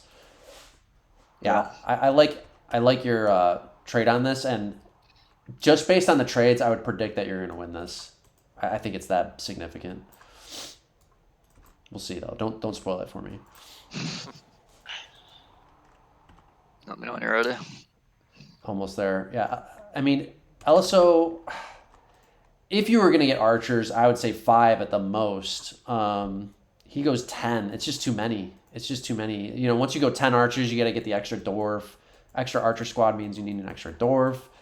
and so he's got no warriors. I mean, I know what he's thinking. Like he's thinking the warriors are just easy fodder, but that's only true in the hands of, you know, weak warrior players or weak players. Like you just have to give the right instructions to your warrior guys and let them know, like, hey, you need to always have a fallback point to either our Hurons or our Thrall or our Dwarf, to make sure you don't get run down by the enemy Hurons. Like that's like as long as those warriors engage anything else but Hurons, they can make effective use of themselves. Other than that, you both get both max goals and everything else. Yeah, I'm ready. Alright. 3, 2, 1, go. Game I guess one thing I did on the split is I kept 5 herons and gave Genghis 7. I essentially wanted it so that there was some push and pull on flanks. I didn't want them evenly matched up. Yeah. I had a plan for the 5 one, but I accidentally forgot to explain it. So Merc's North that goes north initially, I wanted to drop all the satchels in that north river crossing, since that was the side with 5 herons for us. So if their herons got aggressive and pushed across the river, we could throw pus and satchel, I kill like them. it. I like it. You're But thinking about all the little details. I forgot to explain it. So, but Oh, that so was Merc, the Merc thought didn't do process it because you behind didn't it. explain it to him? Yeah. Okay, I gotcha. It's still cool, like, to think about those little strategic details. Sometimes those details end up mattering. Every now and then they do matter. It always surprises me sometimes how small details like that can sometimes have a big impact on a game. So LSOs end up splitting the archers. So he's trying to set up like a 2-prong with the archers and Thrall, which, yeah, I guess that's what he has to do given his trade. But I just think it's really... He's basically got to let that south to get into an offensive position and that mid to just hold. But I think with this warrior trade you got, it's just going to be too overwhelming. He overextended his trade on this. He's too spread out. All you guys need to do is ignore their archers. Just ignore their archers. I would suspect you either end up pinning them completely. If you pin them, probably it's going to be game over, though, because their slow units east are going to be too out of position to fall back to defense. So, and they're going to take too long to counter the flag offensively. So I don't see this, like, if his mid and north gets pinned, like, it's probably game over, actually. It's not going to be a pin stalemate, run the timer out.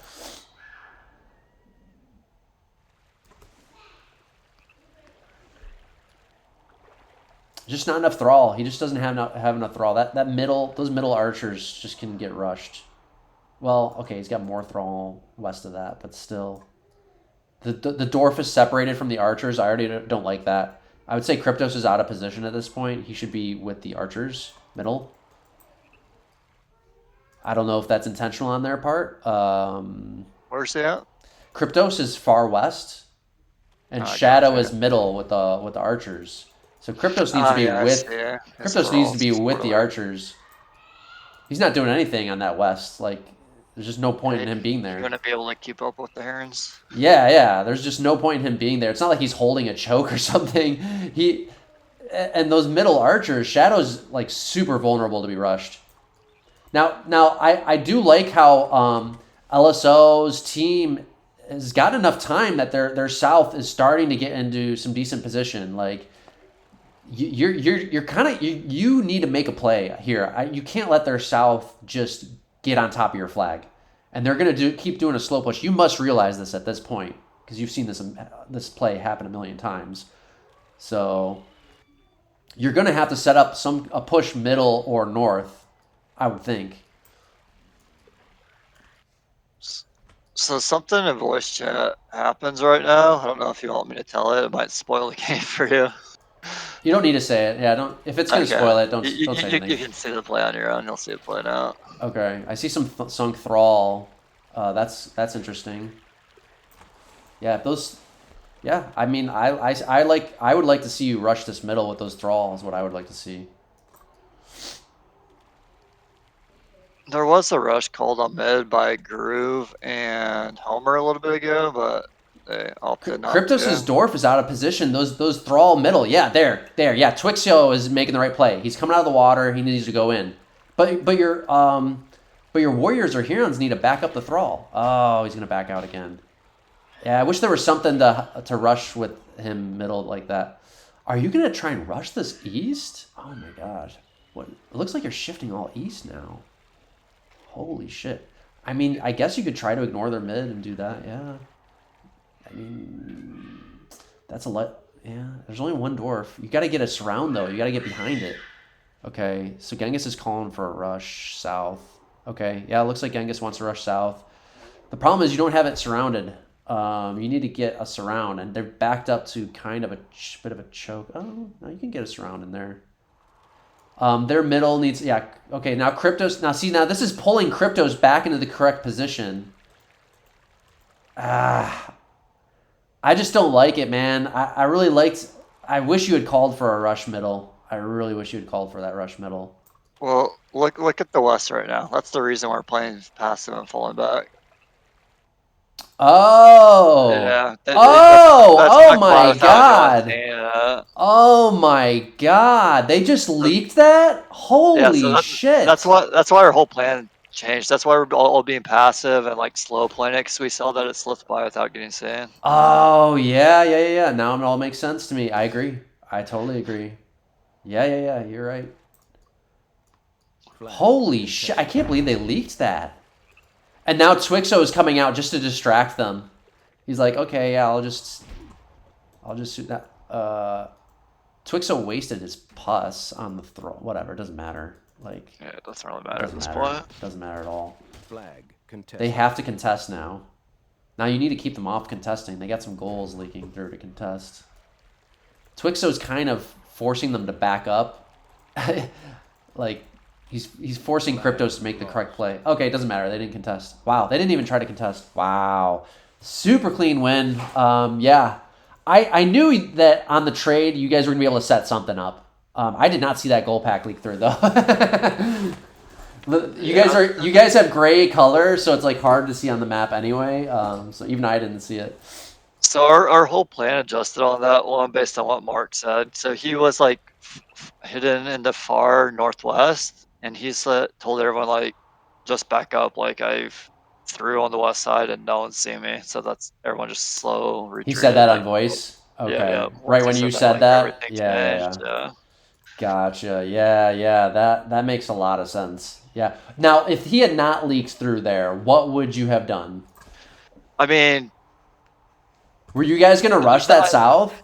So no, rush mid. Homer and Groove made it was in the chat. They made a call to rush mid. Cause at that you said it, like mid was pretty vulnerable at one point when Cryptos wasn't with them.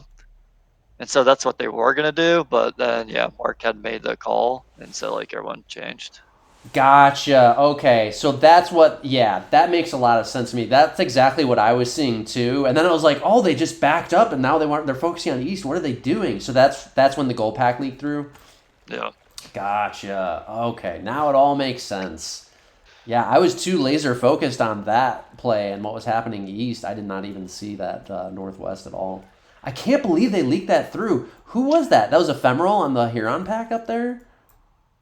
Yeah, it's Ephemeral and Cryptos, I guess. And Weiss was up there, too, with, like, a few goals. Oh, that's such a big miss to not... Oh, man. Did he, like, hide it deep in the northwest corner? Yeah, he, like, hugged the wall. Oh, wow. Man, Mark. Wow. MVP, Mark. MVP that game. Big time. That's such a great play.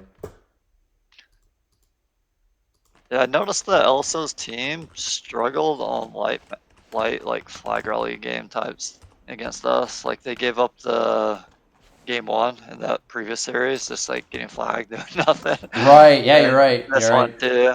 Now, game 1, it wasn't based on trade because you guys got almost identical trades, but it was on strat because you did like a Terry strat on FR, which was a mistake, huge mistake. And then on that last one, though, it was just the trades. I mean, just looking at the trades, I knew you guys were going to win it.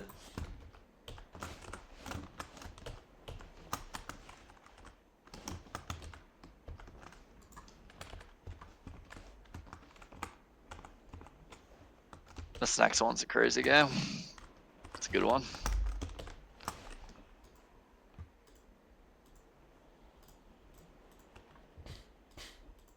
Yeah, even if that goal pack had not leaked through, that rush middle would have worked. It would have been a clean rush mid. And then they would have, you would have broken through mid, or like, yeah, I mean, as soon as that mid collapsed, they were like screwed, especially given how little flag D they had there, which I normally prefer light flag D. That's nothing. The thing is, that's another thing that's wrong with their going heavier archers like that. The heavier the archers you get, the more flag D you need, because you don't have all the fast warriors that are usually used to provide that dynamic fast defense that you use. You need more. You need more flag D now. And now you have less thrall. Yeah, they had too light of flag D for that trade too. That trade just didn't work at all. Okay, so what do we got here? We got Terry's. Okay. Mercs and Stigs, Morts, okay. Wow, there's a lot of anti-fetch units on this, is what I'm seeing. Like, these Morts, if the Morts can stagger their shots, especially if they have high ground, they can engage fetch pretty well. And then you have all these Stigs and Mercs that are pretty resistant as well. And it's Terry's, which is kind of a BC fight. Oh, that's so weird. I would assume this is 4 Morts max, do you know? No, it's not. You can trade for 8 possibly. Oh man, I almost wonder if I would have gotten more. But I really like your trade. It's totally correct to go no souls on this. LSO gets souls. That's such a big mistake. Again, I'm surprised to see this from LSO. Normally, I feel like he does a better job than this with the trades, but this is 2 in a row. I feel like a pretty big mistake. What are the souls going to do on this? Like, okay, there's some soul hills, fine, but it's Terry's. Like, I don't know. You got Stigs and Morts that are going to kind of like ham up the souls. I don't know. So one thing in hindsight that I wish I would have traded or changed about my trade is I didn't max Stigs. I got close to it, but I opted to go more Thrall Elite. I think I would have traded out some Thrall Elite to max the Stigs. Yeah, no, I totally agree with that. Yes. You want that faster melee. Now, his LSO's trade, I can't complain too much about it. It's not as bad as the last one. I can't say for sure. There are soul hills on this, so maybe it turns out to be effective. However, your team obviously just needs to be smart to not go into their souls. Now, the downside of that, I actually kind of have to take it back. LSO is going to use the souls to get control of middle, and he's probably going to get it. Maybe. We'll see. It definitely helps. It definitely helps put that mid pressure on. If he gets, he opted for no thrall. It is Terry's where thrall would be Terry's doesn't favor thrall. It favors more for BC. So that is a point to. I take it back. His trade is fine. I take it back. His trade is fine. I was mistaken. Yeah, it is Terry's. It's not. I was thinking more like Flag Rally or King of the Map, but it's Terry's. That favors the souls. It's gonna help him to get control of middle. It's probably gonna push you guys off the middle. If I have to make a prediction, what's the score right now in the match? 2-0. 2-0 for your team. Damn. Okay. Yeah, I have to predict he's gonna win this one. I do think the souls are actually a good idea. The thrall, it's Terry's. So what are the thrall gonna do? I don't think they're gonna do a whole lot, actually. I think I underestimated the speed of a Thrall Elite. I thought it was gonna go faster than they did. Okay, yeah, they are faster than a normal thrall, but still not nearly. They're basically the same speed as like Morts and Arty units and stuff like that. Yeah. In this unit set, they feel really slow. Mm-hmm. Yeah, no, I like LSO's trade actually because the souls on the soul hills middle. You can get mid control. Once you got mid control, you can roam around the map more easily. So yeah, it makes sense. And your Morts will be on the high ground then. Yeah, okay, fine. I'll predict LSO wins this one because of the trade. Yeah, the souls help. Okay, you ready to start it? Yep. 3, 2, 1, go. Game on. Yeah, I was almost thinking maybe going more Morts because like I don't know. So There are a lot of good hills for the Morts on yeah, this like map. the thing is, like, I like to get on maps with morts and fetch on them. I always like to give the mortar guys 2 morts so they can stagger their shots. Once they can stagger their shots, they can actually kill fetch pretty good. And I usually don't advise fetchers to try and push in a smart double mort squad. Flag captured. Well, that's what. So Mark's on the west flank with double mort. That's why I did give him double mort, because I thought he'd be on the fetch, like the side that the fetch are fighting, and the ones I put solo are like more of a hold position. Yeah. Flag I'm captured. curious though. He's not going straight middle. Like I would expect all your mort guys to Flag go middle. captured. They're just kind of going captured. north. Like you got like a heavy Flag north flank captured. going on here. Flag captured. Like I think LSO has the right idea here. All his souls and morts are going for the middle. I think that's the right play. Flag. I wanted to sneak my mercs through mid, but it was impossible. Where their units were out of their trade. Flag captured. Flag captured. Flag lost.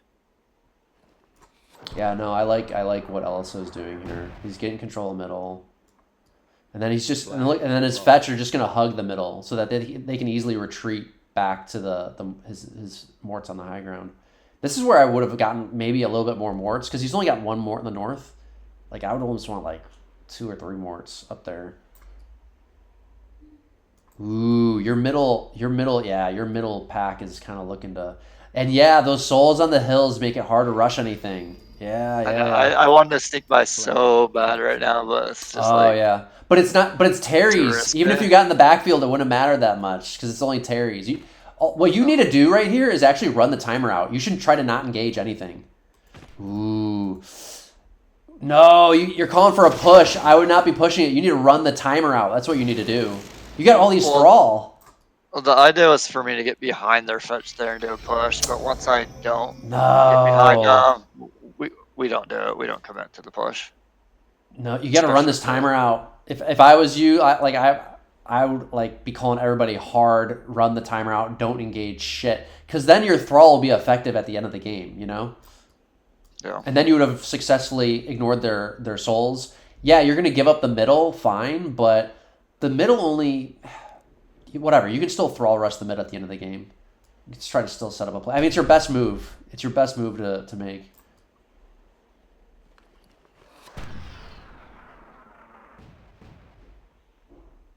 They should be the ones pushing.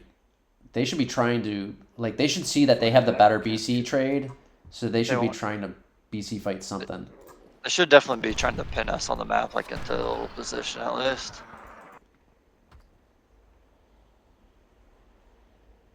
Okay, I like the stig pressure there that Merc's putting on to back those souls up. That's good. Crypto's Mort should never go off that hill. I don't know what he's doing. He needs to stay on that hill. Oh man, Crypto's getting out of position huge here. He's trying to get It might have been worth it for me to try to kill his Mort right there. It was pretty low, but I didn't, I guess. Didn't want to run the souls. The souls are going to pick up a lot of damage is the thing, yeah.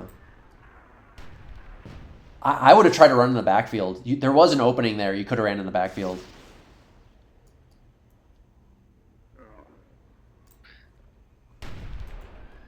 Okay. Ooh. I would be running this timer out. Oh, you're going to commit to the rush? Oh, man. You're going to run into the souls. Ay.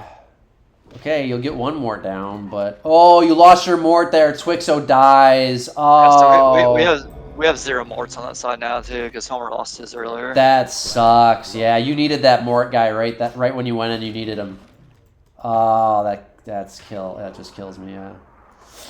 Yeah, that rush is super risky. Just no matter what, it really is. I would have really committed to just camping and running the timer out. You kind of made your play now, and you kind of like you've blown your load, and there's not much else you're gonna be able to do now. Now that south is just gonna steamroll your south, and then you're gonna get turtled in that northwest corner.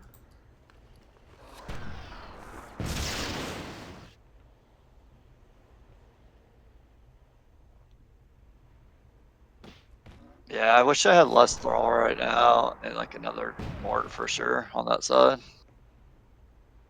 Those thrall are just like free pickings at this point with no mort to support them.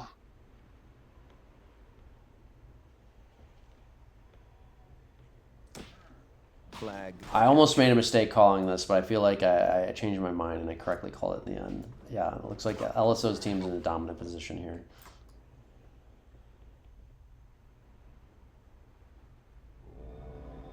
Yeah, those soul hills. Yeah, it just makes it too hard to rush anything. They're great. Yeah, they're just great rush defense is what they are. Because it's so hard for anything to push them off.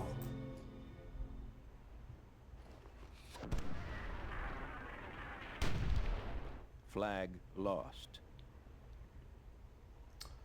I mean, you guys kind of have to make a play, I feel. You already tried to make your play in the south, but Flag contested. the longer this... if you let that south encircle you completely, it's going to be even worse for you, you know? Yeah.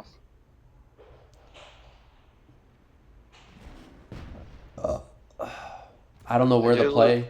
They do lose one of their morts in the south right now. So if you can kill that other mort south, actually, you can neutralize that south. Contested. Yeah, how did you kill that last mort? Is that pus? Pus. Okay. Flag captured. I don't know if you saw south right now. They just lost their Heron hero, which was big. Oh, those are Huron heroes. I didn't know that. Okay. What, did they rush fetch with it or what? No, it was just my Heron and a Merc versus two of their Mercs and one of their Herons. So they had like a massive advantage, but their Heron got separated from the two Mercs and ended up dying. Oh, gotcha. Flag. Ephemeral doing a great job with their fetch. LSO too, yeah. LSO and Ephemeral are really solid fetchers. They're fetching this really well. And the soul support there is just brutal. Like, it's kind of picking away at Mercs. Not picking, but it makes it hard for Mercs fetch to do much. Kind of forces your fetch line to be full and bottled up.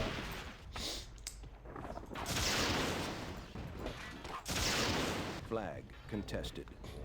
Oh my god, Cryptos just suicides his mort. Jesus. I didn't know. I was watching it, and I was like, he's not going to shoot right now, is he? Did he hit a soul or what happened? Yeah, it was a soul right in front of him.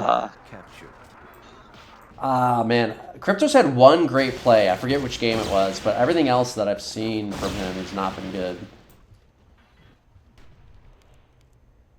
Oh, you guys got a pus from behind. Great pus. Might be able to get a follow up there. One fetch down, I think, there, yeah. Flag lost. Oh, yeah. Nice. Oh, Ephemeral's gonna counter it. Oh, he backs out. Oh no, Ephemeral's gonna lose his Huron. Oh my. Yep, Ephemeral lost his Huron guard hero.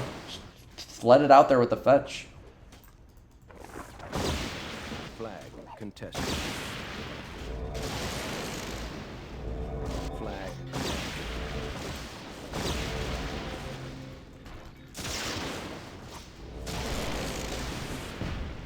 Flag. That's a good fight in the north right now. Pretty skilled play. Flag contested.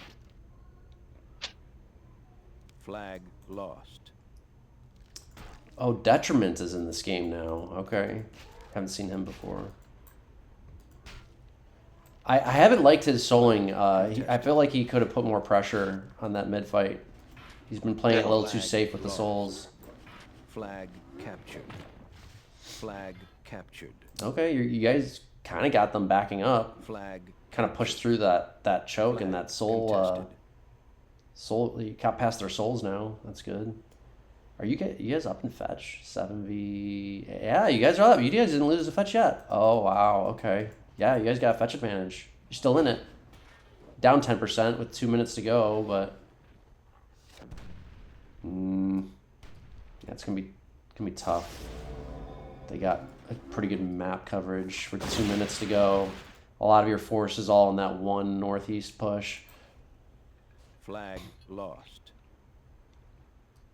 Flag captured.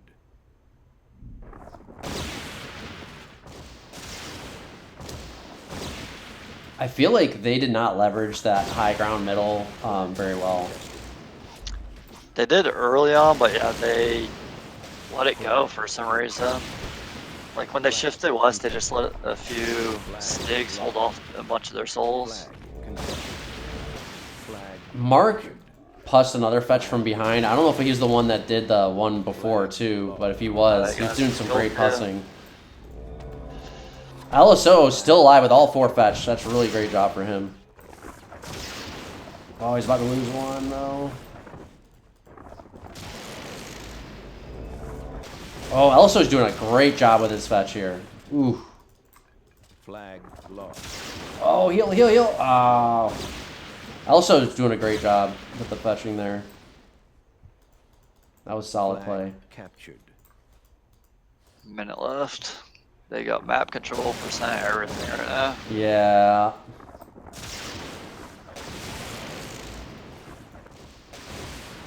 Flag lost.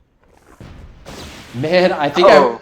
I think I watched at least 3 of Ephemeral's fetch get picked off by Puss, and might have. Oh man, yeah, that's brutal. Flag captured. This game should not have been as close as it was, in my opinion. They really should have had a much stronger win there. Flag lost. Well, it's not over yet. I mean, shit, it's kind of close. Well, a lot of their souls right now are just like trying to chase Flag solo contested. units when they should have probably been Flag involved in that contested. fight up north. I'll be shocked if they end up losing this, but Flag captured.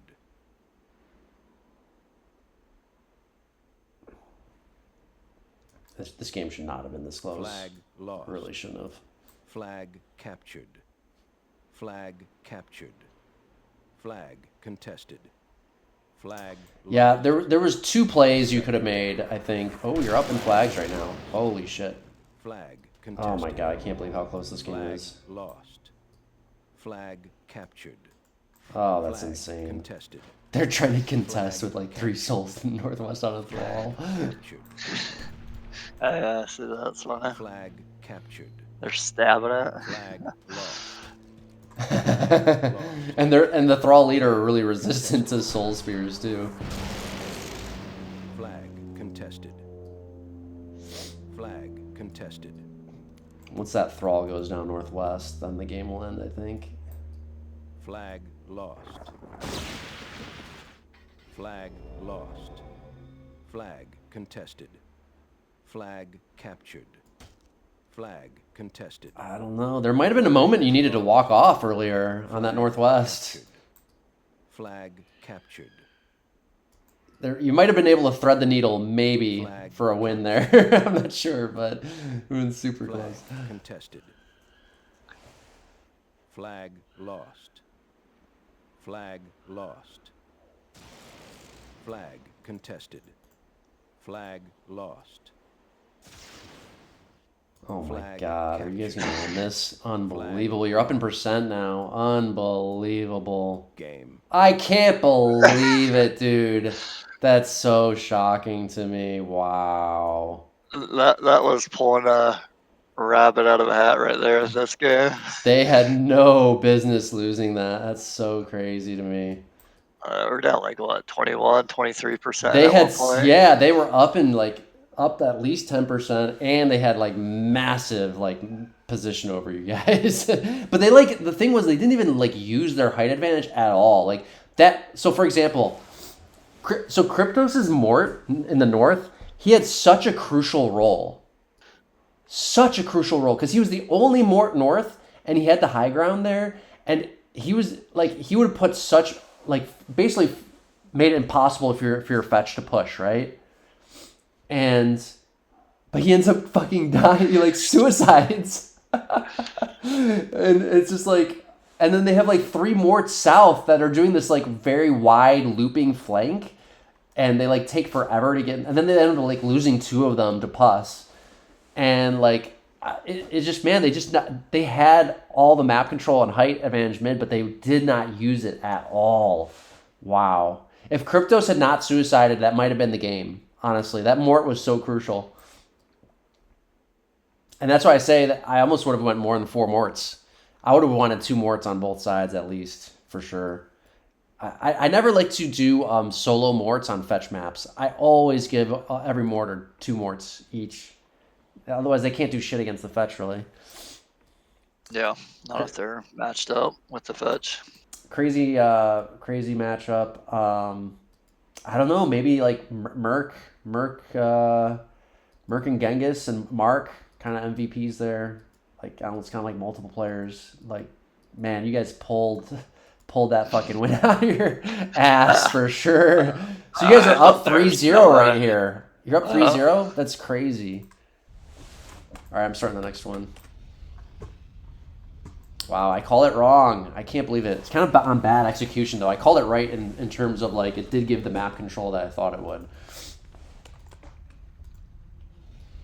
Even in like the late sudden death there, like they had like 9% in souls, and those souls were all within 1 flag of each other. They didn't like spread them out well at the end either.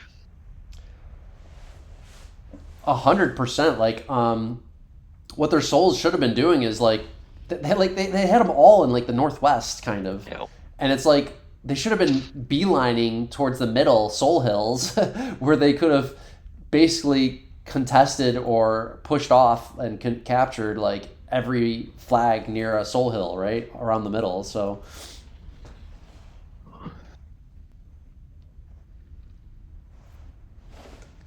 I like this map and game type for this next one. yeah, is this looks like a desert trade basically? Is it slightly different than desert or what? It's a little different, I think. Yeah, I mean you can't get 12 plus on it at least. Oh, it's I 10 think plus there's instead of 12. less players. I want to say 2, 4, 6, 8. Yeah. I forget. There's some differences though. 16, Minor differences. 20. There's It's 27 warriors still. But yeah, it looks like You can get gassed. just the pus. Oh, is there gas? Oh. Oh, okay. Yeah, you got gas. Okay. Interesting. And I think, yeah. So I guess there's a minor differences. So why the gasts for you?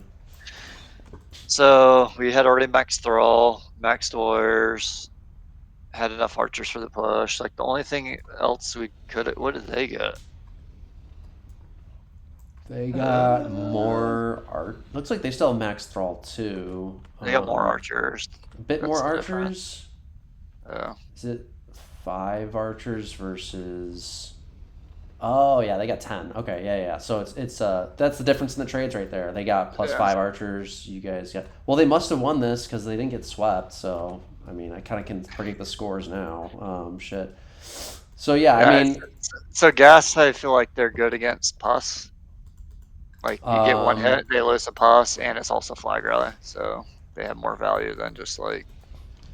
I kind of like LSO's trade here better, even though my predictions, unfortunately, are easy. It's easy to tell. I do, even if this was an earlier game where I wouldn't have been able to predict it so easily, I do like his trade better. The thing is, this map is so choky, and the archers can cover everything super easily. So the gas are just too easy to kill. They're just too easy to kill. You sure we didn't sweep them and then they won the last 3? Oh. Yeah, I didn't consider that. I still like their trade better, but we'll see. Flag rally, yeah, we'll see. You ready to start it? Yep. I'm at 11:58, by the way. Okay. All right, 3, 2, 1, go.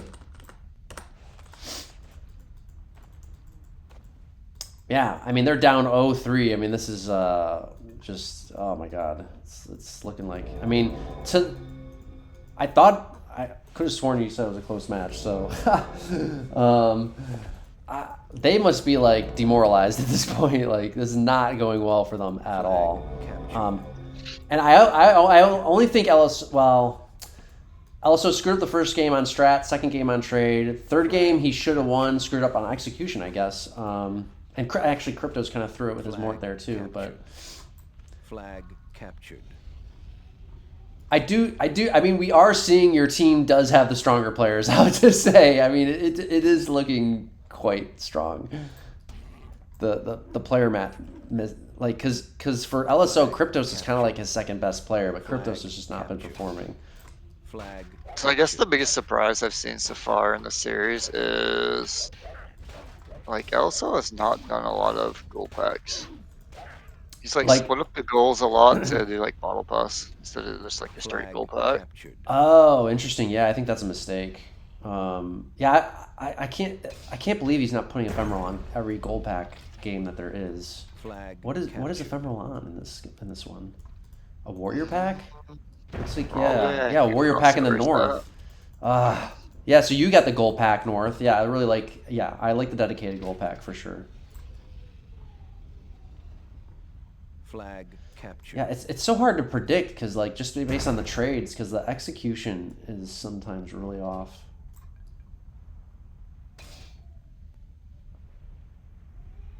Definitely seeing stronger execution from your team, significantly stronger. I mean, we saw it game 1, saw it game 3, or no, game 2 too. Yeah, game 1 and 2. I mean, shit, saw it game 3 because you guys definitely got the worst. Like do you think you got the worst trade, like worst trade in game 3? Is that a mistrade? I think that's the one trade, like for sure they got a better trade in Yeah, this series. I think so too. Okay, man, they got a nice puss on you, your gold pack, but no follow up, at least. Yeah, I mean, they got out executed. So it's just execution almost every single game. They're getting out executed every single game so far, all 3. Even on the ones that they traded better, they still got out executed. That was the only close game of the match so far. So this is not. I'm seeing a major execution problem on LSO's team here. I mean, I knew that was going to be a problem for them because he doesn't really have strong help with shot calling. The rest of his players are pretty quiet, and yeah, I think you're seeing it here, big time. Flag captured.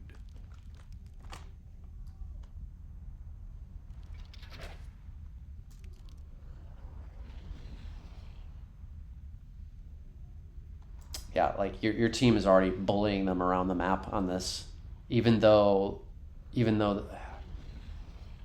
oh my god, yeah, you're ignoring their archers completely. It's flag rally. Oh my god. So their team is getting dangerously out of position here. Yeah, I mean you might have been right. You guys are looking dominant right here. I would say, because Flag. you're doing a slow archer thrall push on opposite flank. You already got VI. Shit.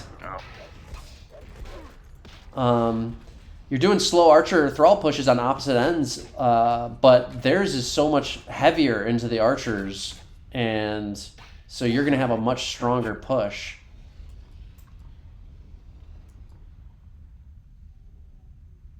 Oh, I'm going to be so disappointed if it ends up being 4-0 and then 0-3 the last 3.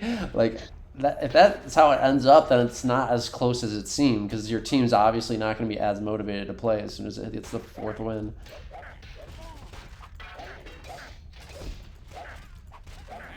That's a really good plus by Merc. Again, don't give Ephemeral a warrior pack. I mean, give him a gold pack. Oh my god. Oh, they're getting mopped up everywhere. Your gold pack is doing work. I'm just trying to stall at this point until our slow push gets to their flag. Right. Yeah, because then that's game over. And it's almost there. Yeah, I mean, it looks like that you guys are going to win this. Looks very, very likely. That's crazy if that's how it played out. I did not expect that at all.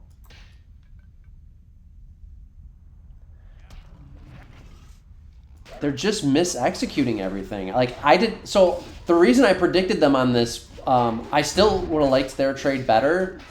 I did not think that they would put all the archers on one flank. That's a huge mistake. If you're going to go the 2 archer squads on this, you need to split them up.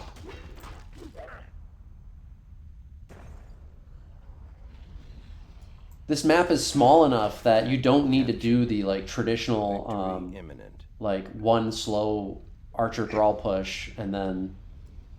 Who do you think wins in this position right now with where both offenses are at? Ooh, They do have a lot of warriors there. I mean, I think you guys would win it still. They have a dwarf and archers, so as long as that dwarf stays alive, you guys definitely should win it. What the hell, though? You guys have no flag D over there, though. Oh shit. Oh, and it's only 3 gas. Oh yeah, no, you guys got it, I think, actually, or they got it rather, because they're gonna be able to contest with the warriors. They'll just contest. They don't even need to fight it. Yeah, no, they got it. Barely, though. Barely. Super close. Super close. They need to not walk off, though. They almost walked off. LSO needs to get in there. Oh, my God. LSO almost walked off. Holy shit. That was super close. Okay, LSO just needs to, like, flank a warrior around. Flag. Okay, they got it. Yeah. Sudden death. Super close. Super close. That's a close. Super close. Yeah.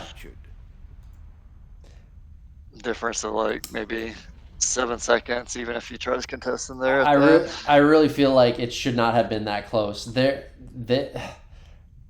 You guys executed it really well, I think. All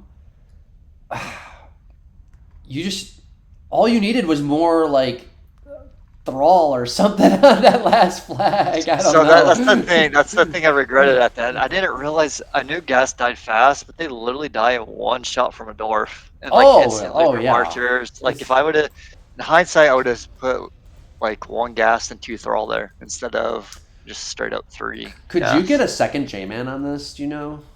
I didn't. I think you could. I almost would have preferred a second J-man than 6 gas, to be honest. Yeah. If I would go that route, if I wanted more melee power, melee push power, I would opt for the J-man for the extra heals and kind of beefiness. Because like, yeah, I mean the gas are just, they die so fast. The only way gas are effective, the only way is you have to mix them in with other melee and get that melee pack into a melee engagement. That's the only way they're effective, because then they get pus shots off in the melee engagement, but they're mixed in, so you can't really target them, right? They get like, they're like hit, like kind of mixed in, and some of them are going to be in the back, and they still get pus shots off, and that's how they're really effective. That's the only way, because they die in 2 or 3 hits otherwise, right? So, yeah. But super close game. I really, it was so odd to me. I thought for sure you guys were going to win it. I don't know. There was a point we were going to win for sure too.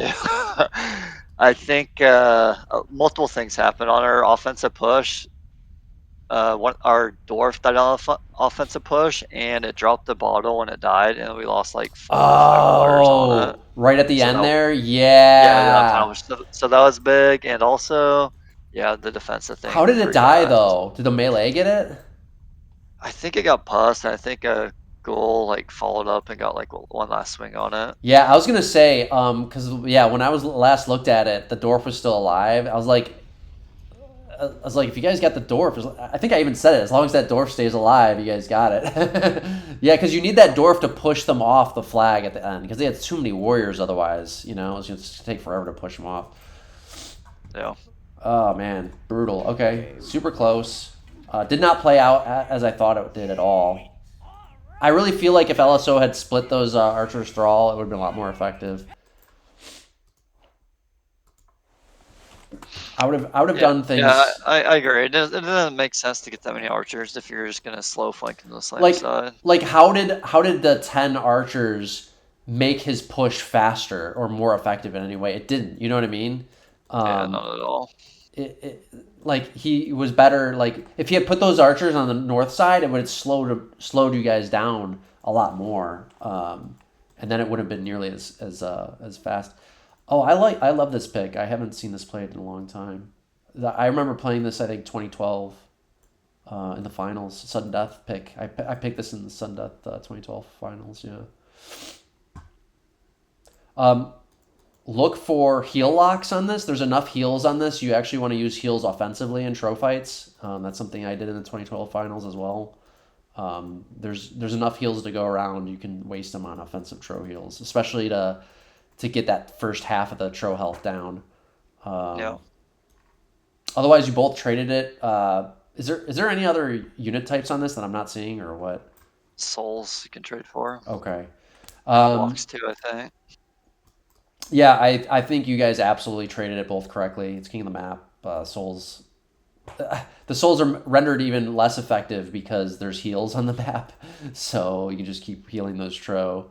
Yeah, there's a lot of soul hills, but there's also spiders, right? And the spiders, yeah, you can defend. You can defend the souls with like a fetch if you wanted to try and play that, but it's kind of tough to do. And then you're pulling fetch off from the fetch battle, which is kind of important too. So definitely, I think the correct trades here usually go heavy mid. Kind of like an all mid thing is like maybe light contesting on the flanks is probably what I would do here. Try to win that mid fight first, because once you get the mid fight, like mid control is still important just for the quicker roaming around the map, right? So that's important on King of the Map. Get you easier map control. Forgot to speed through the PT. Hang on. We got split tro. Okay, I don't know if I like split tro on this. I don't think I like split tro actually. So LSO opts to split tro, especially when ephemeral is not nearly as good of a trower as LSO. I don't like that. Yeah, I much prefer how you kept your tro together. I think that's the smart play. Groove on fetch. That's interesting. Also, I would have put the spiders again as fetch defense. I'm surprised nobody has done that so far this whole match. What did LSO do? Nope, he didn't do it either. Yeah, I would have used souls on the fetch defense, and then usually what I do is you have like a dedicated Stig guy that helps to rush with the fetch. Like your Stig guy is kind of like your melee push. Or you could even put the Stigs with the tro. Actually, that's a great use case for it as well, because they're gonna just absorb the fetch shots when you get engaged in the fetch fight. So that's what I'd like to. That's what I'm looking to see from both teams here. Set up tro fetch pushes along with Stigs. The Hurons and the spiders are what need to stay back out of range of the fetch. Yeah. You ready to start it? Yep. 3, 2, 1, go. Game on. I mean, I like that you kept the tro together, and also Genghis is probably the best trower.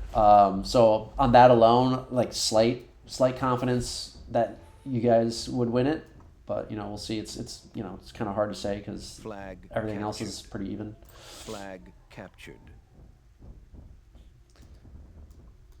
Really Captured. surprised that nobody is. Flag captured. I mean, yeah, the spiders are good contesting. They're good contesting on the flanks. That's true. Captured. I still think I would have focused on winning the mid fight though first. Captured. I would have kept the spiders mostly mid as fetch defense, win the mid fight, gain control of that hill, push the enemy back to their chokes on their side of the map, so you have full control of mid, and then I would use the spiders on the flanks to contest.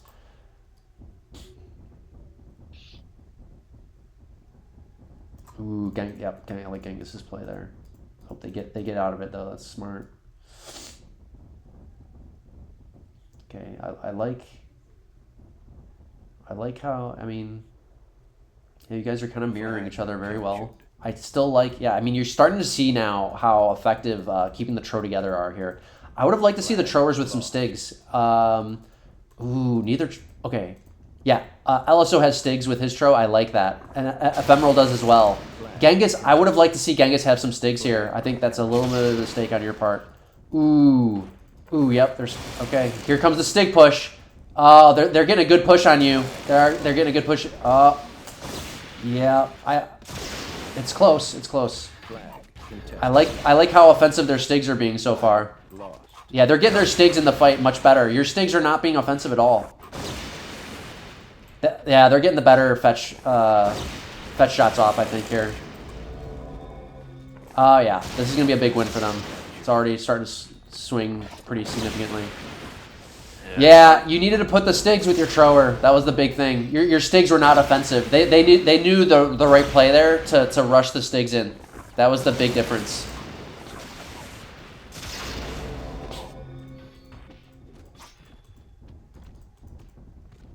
Flag captured. Yeah, this one was pretty much a stop.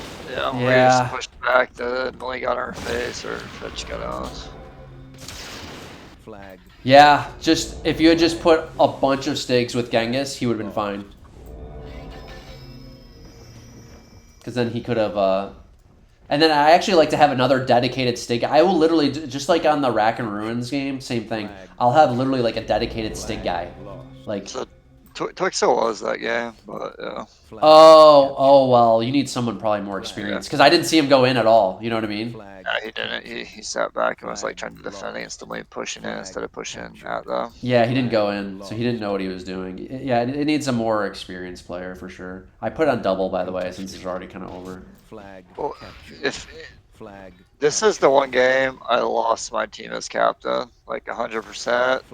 So Just because it was like, the Stig's difference there, or what? well, so like for example, Twixa was defending with the Stigs, but I say that's all me because I freaking stratted this for flag rally. For some reason, Oh, right, right. I thought I picked flag rally. So when it was king of the map and we're going, I was like, oh crap, what are we gonna do? What are we gonna do? Or all mid, but like the splits and like the specific instructions for players, like I didn't explain that since it was like a freaking audible Okay, event. so how are you going to play it differently on Flag Rally? So flag rally. So if you saw, we split our fetch 4 ways because I had Homer and Mark on one fetch each with like a Stig and a Heron and half the spiders each because they were going to play the outside flags. They weren't going to be mid. Yeah, Because the flags on flag rally are different than King. yeah, no, I hear you. Yeah, the So mid, that's why I the mid did is that. definitely And far less important on Flag Rally for sure. then once I noticed it was King of the map, I was like, okay, it doesn't make sense to commit fetches to the outside now, so everyone go mid, which was like the units went to the right spot. That would make sense, but the splits were weird. The instructions were weird for like Twix. I didn't talk with him in detail what he was doing because I was supposed to be mid with them, but like it was a complete audible where it was just a mess. It was like a loss on the captain completely right there. So full props to LSO in instructing his team correctly. They executed this very, very well. I thought the split throw was a little dangerous, but I actually can see why the split throw makes sense. I think now because he ends up getting both throwers Stigs, and I do like it. Then it makes sense. So I take it back. I think the split throw makes sense if you give each of those throwers Stigs. And like he only did, I think, 4 Stigs. I would have gone heavier Stigs with the thrower personally, but that was totally the right play. And you see the pattern here, Asmo. LSO made on the Rack and Ruin game. Like, yeah, they might have just had a quicker start or whatever. But yeah, so I guess never mind. I think for the trial conversation on that last map, I think that's one of the few maps where I don't think there is necessarily a stronger one, whether you split or keep it solo. And the reason I say that is because there's so many herons. So On this like, one, you're saying? yeah, the one we just watched, Yeah. because of how many herons there are. Because like Genghis can double up on the solo trial, and then it frees up the other team's trial to push into our army. But the only situation like on that map where I think you're able to defend it is because there's so many herons, and you're right, like he'll trap it, right? Like that's how you defend against it, even though you don't have a trial to match up against it. The thing is, Stigs are actually pretty good tro defense too. They hit so freaking hard. You don't typically like your tro are okay to engage Stigs if they're spread out, but you don't want them clumped up. Even like 3 Stigs clumped up is you're going to take too much damage Yeah. as a tro. And no, I agree. You could go either way. What's really important, what's the bigger factor here is that you need dedicated heavy Stig guys that are gonna push with the fetch and to help Yeah, win sure. help win that fetch fight.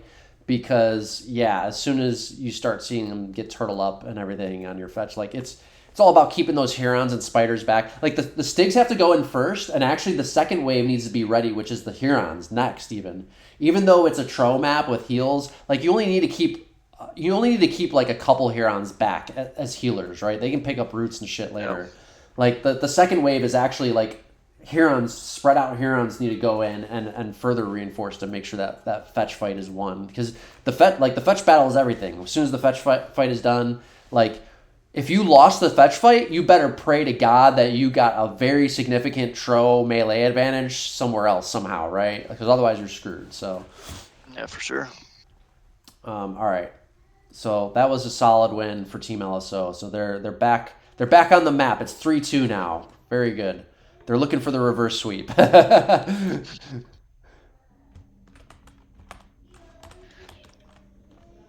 Okay, this is a cool pick too. I have a really fancy strategy, I think, on this one.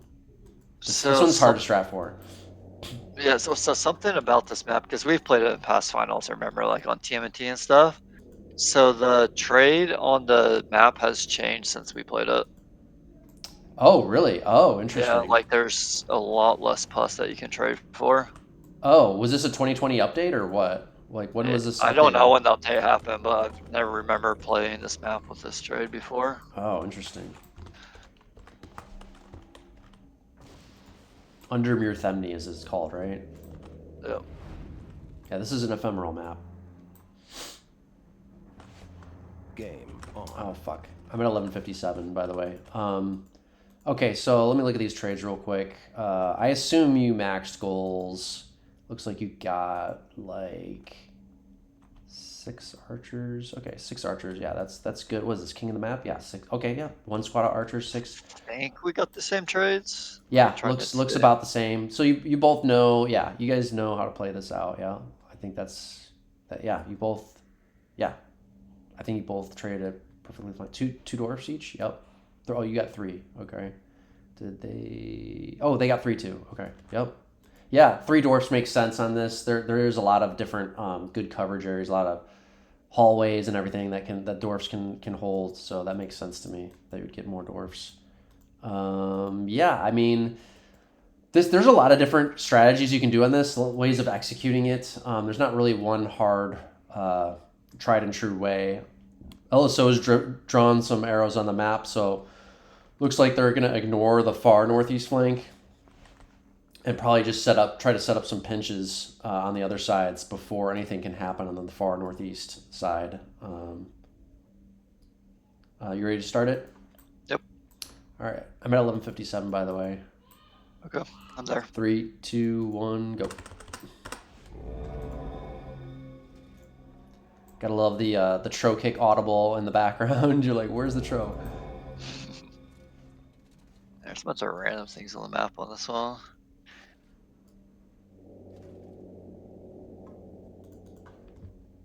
Yeah, really can't make a prediction on this one at all. Trades are the same. I don't expect that there's gonna be a significant enough difference in the execution to be able to see anything. I see you going very heavy warriors middle.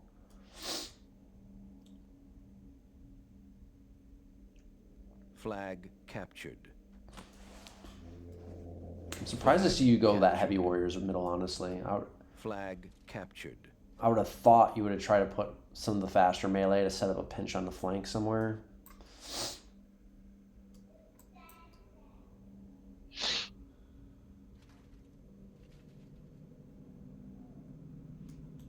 I want to see those warriors go like east maybe or something. I wouldn't want to see them. They go east. They don't just sit middle. Yeah, I wouldn't want to see them just sit middle for sure. Basically doing like a thrall. Like if they just sit middle, they're just basically doing what a thrall could have done, right? So. Flag captured. Flag lost.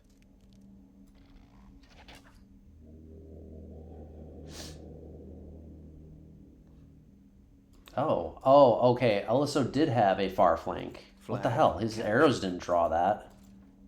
The hell? Flag captured. Okay. I thought maybe it was just his flank, but he's got Kryptos with him. So, I don't know. Looks like he's got something on every side then. Flag contested. So he's really spread things out, which I like. Looks like his north is stronger, so they're going to get control of that northeast. Your warrior packs, you see how your warrior packs are getting bottled up. So I think they're starting to lose time already. I don't think your warrior packs are able to make a play or do anything. They're kind of stuck. I probably would have sent those on your near flank maybe. I like LSO. LSO's strat here is looking really solid.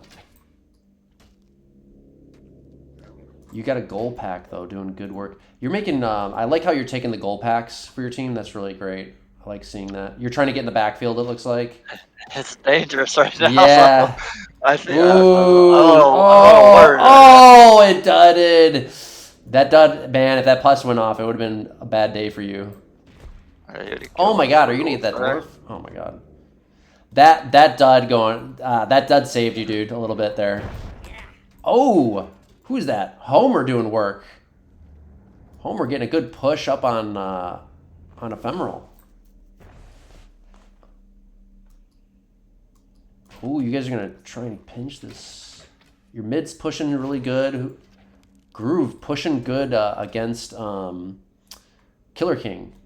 Wow, Groove. Yeah, Groove. I like his archer formations. Yeah, he is definitely. Is he 3-baller? Would you say? Yeah, for sure. He's Okay. 3-baller. Yeah, he's definitely not bad. Good archer formation, thrall formation. Okay, LSO's team's already wrapping around into your backfield. Flag lost. Yeah, they gotta. No, flags are tied up again. They're actually LSO's team is down almost 10%, 9%. Your mid push is good. That mid probably can't push too much harder. It would be enough, honestly, for Groove to just force Killer King's archers into the choke. Or even just about where they're at right now. Don't let them have the height advantage.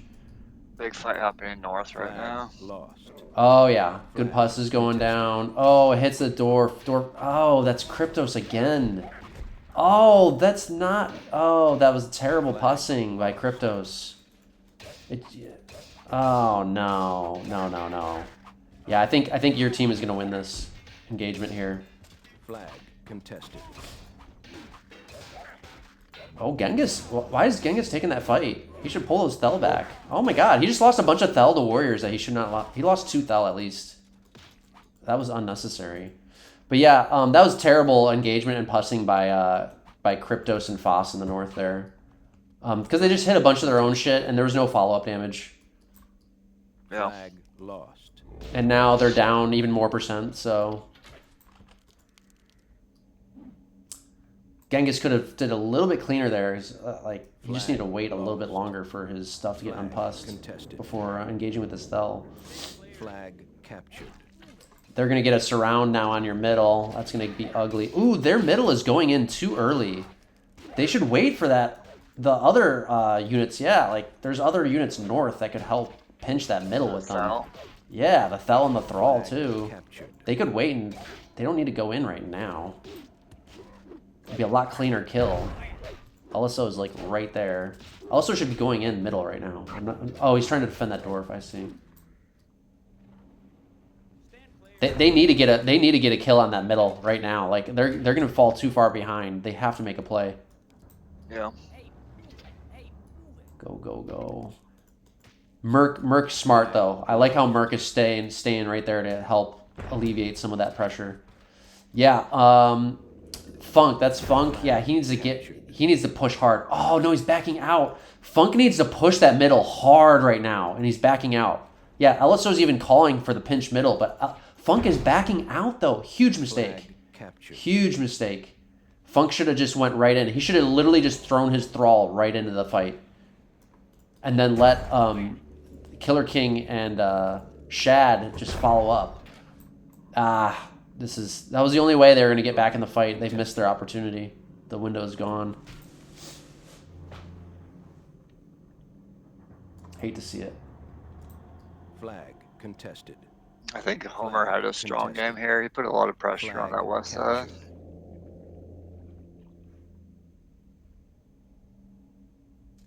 Flag Yeah, he definitely did. I saw he had a good hit on Ephemeral early on. Flag lost.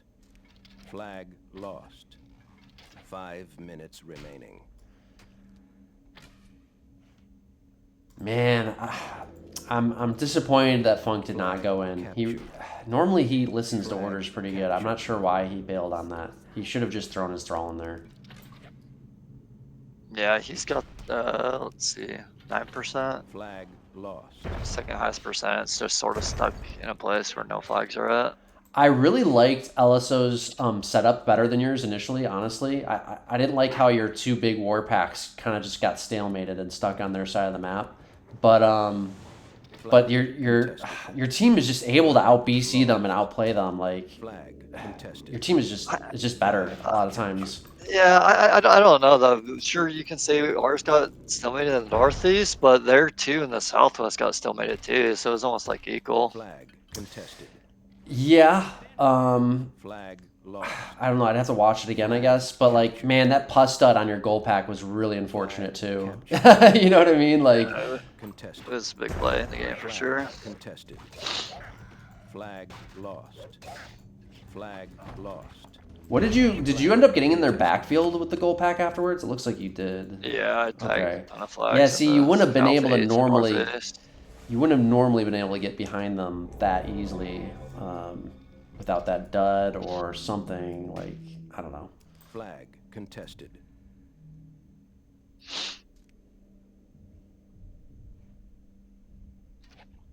I definitely like your team's execution better. Like their execution was better the one game last game. Your team's execution is just always better otherwise. Crypto's not playing well. I've seen him play better before. I don't know if he's normally if he's just like rusty or like I know sometimes he's inconsistent, so I'm not sure if he's just kind of was having a bad day this match or what. But haven't seen many good plays out of him this match, unfortunately.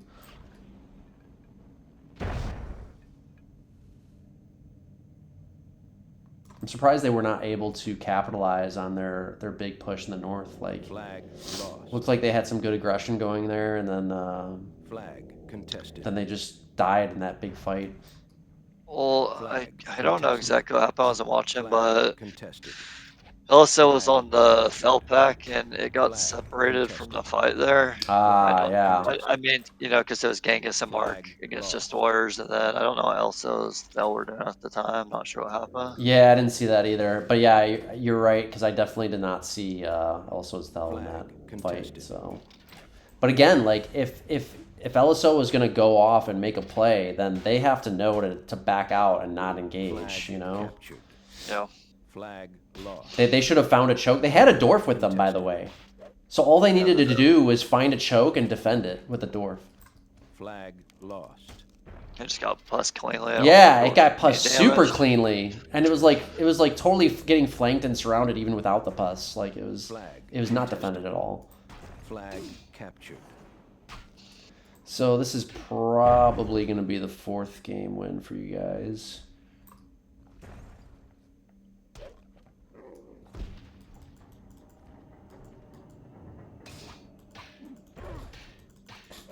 Flag contested. Merc playing really well this match, I think. Yeah, he is for sure. Contested. He's back to his, former, 4-baller self or whatever. Like he's playing totally fine. I don't see any rust. In the past, when I've played with Merc, a lot of people have used him as like an artery player, which after we watched like Mithril Cup 2001 and his ideas were like more melee oriented, I tried to use him as a melee player this tournament, like other than fetch maps, and to me he's a way better melee player than he is artery player. Actually, I totally agree. He has a good eye for the game too. Like, yeah, we saw his strategies were good too. I also just think he has a good eye for the game, like the plays that he makes, his positioning, things like that. That's the kind of skill set that you need for a melee guy. Which is sort of funny because it was always his reputation was always the opposite of players. Was it? I always thought he had a decent reputation as a meleeer still. No? Or not a meleeer. No, not that. Just like people would say you get tunnel vision and stuff. No, I disagree. He actually sees the game well. I disagree with that. Yeah, no, he sees the game totally fine. People, everybody's so overly harsh on him, I guess. Just whatever. Like because of that one desert game in whatever it was, 06 or whatever, that doesn't mean shit, like it's just one game. Like other than that, like no, he has a good eye for the game. I agree with that. He actually had two. He had split up his war pack into two spots there at the end. That's funny. Um, well, yeah, LSO like I think LSO strat was totally fine. Just yeah, his team is getting out executed and outplayed. You're kind of seeing a little bit of that. Um, yeah, Genghis and Mark, they're just such a Merc too. I mean, fuck. Homer's playing well, Groove's playing well, like shit, like Uh, I feel like I sort of got an unfair team in this draft, to be honest. yeah. I made my big board before the draft of like certain players I wanted. It's like, dang, I'm only gonna get like a couple of them. Like, there's no way the other couple are gonna fall into my hands. And I just got like every single player I wanted, to be honest. Yeah, I didn't realize it until just now. Like, yeah, no, it is a bit of a lopsided roster. Because Groove, I didn't know Groove was decent. Like, if Groove was decent, like, and Merc is like playing just as like everybody was assuming Merc was going to be rusty. Like, when was Merc drafted? Like, what round? Do you know? Let's see if I still have it. I'm just Yeah, I can pull it up in the Discord. I I'm have the just information. curious because like I'm just curious if like people were gonna assume that he was gonna be super rusty or not show up or something like that, and if you got him like on the cheap or something. Like even Twixo, I was so excited like to get him that late in the draft as like a player I know that's like pretty smart. Like regardless if he doesn't have a lot of experience, like him relative to another player could have got the same pick was like a little bit unfair to me. Like at least he Yeah, listened. no, you So you you hands down outpicked everybody by far, 100%. Yeah, I did not think it uh, was that lopsided, but it does kind of look that lopsided now. So okay, let's see. I so let me. What the heck is it? So who has picked before Mark is what you want to know? yeah, like roughly when was Merc picked? Okay, so I picked Genghis. I also picked HMP.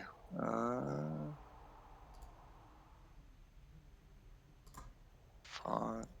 So Funk got Akira and Funk got picked before him.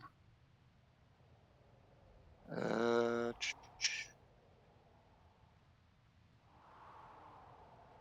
Shadow got picked before him.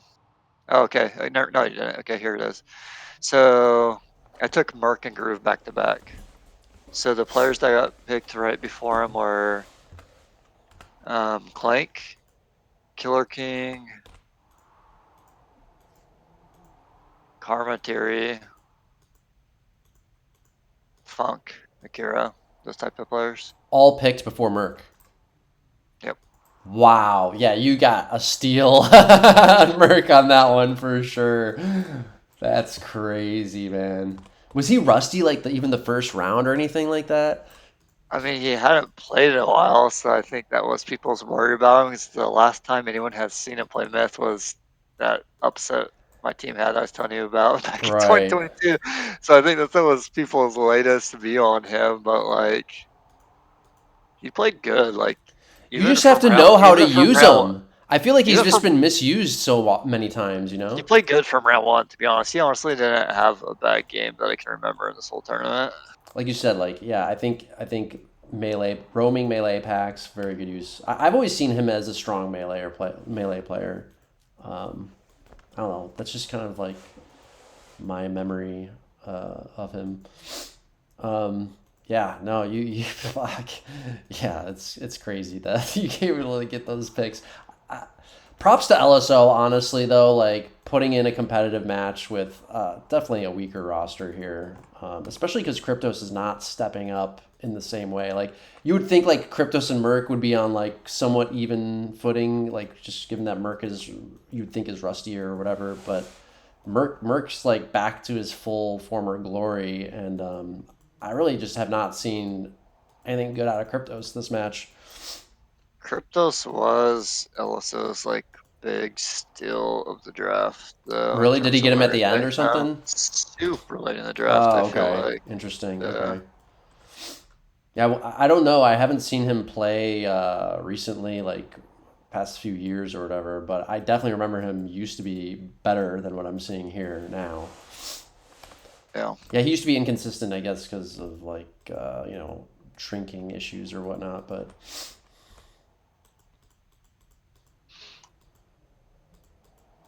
You want to do the last game? yeah, I'm in the PT on it. Okay. Got Acts of Cruelty, or is it Piety? I don't know, whichever one. Terry's. Cruelty. Is it? Okay. So another classic.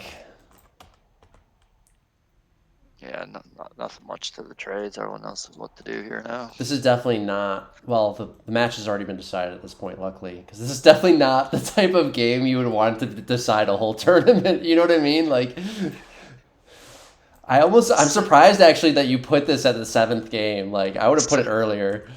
So the actual 7th game was supposed to be CAF MG.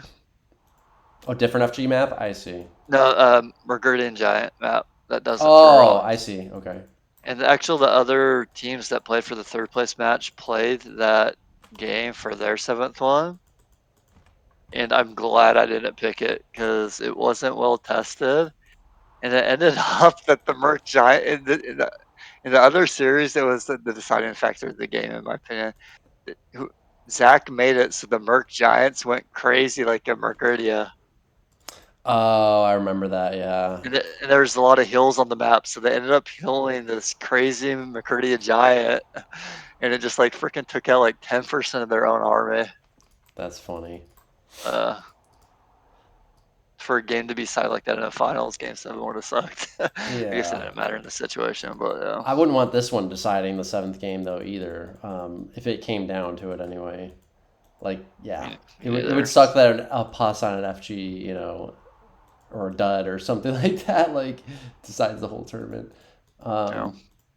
So you both go basically like standard, yeah. Three whites for each.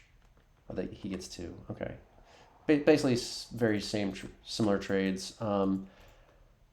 Well, they must have won this one because it was 4-3 score wise. So, but yeah, I mean it's same trades. It's kind of like a bit of a crapshoot with the FG and BC fighting on this, but whatever. You ready to start it? Yep. 3, 2, 1, go. Game on.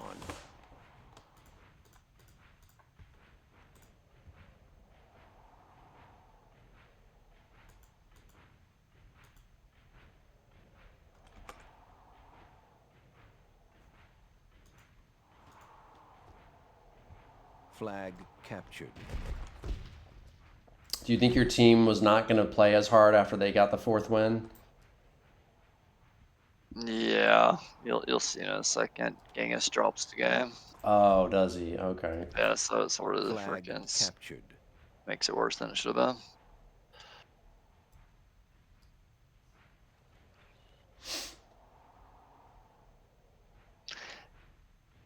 Yeah, generally I like to play it out like to the end, like still trying hard, like even if this series is decided. But Genghis kept on freaking dropping all the freaking time after. See, fire alarm in chat right now. Flag captured.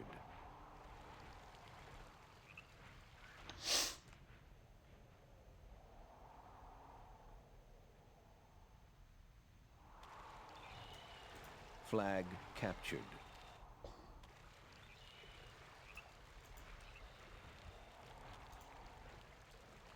Yeah, he's headed out. Flag captured. I mean, kind of a dick move. If he was going to head out, why not just head out before the game started? He did tell us before it started that he might have to go, but I wasn't expecting that to happen like the first 30 seconds of the game. I was at least hoping we could like get set up and play out the game, and maybe it ends early and he makes it till the end. But it literally happened like the very start before anything Flag happened. captured. I see.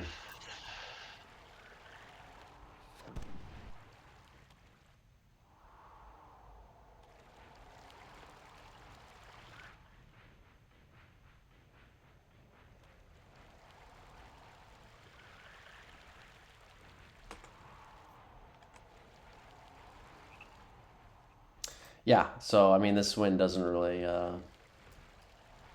count as much. You're playing down 2 players and missing your best player, so yeah.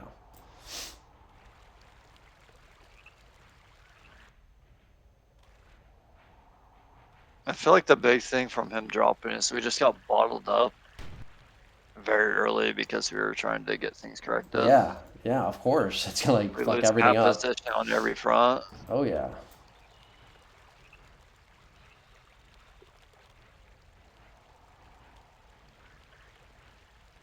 I would almost try to make a move middle with those thrall sunk like that. Ah, Twixto's gonna come out of the water. We can't show those or they're just He's, getting yep, boarded. yep, he showed him. Yep. That was a huge mistake.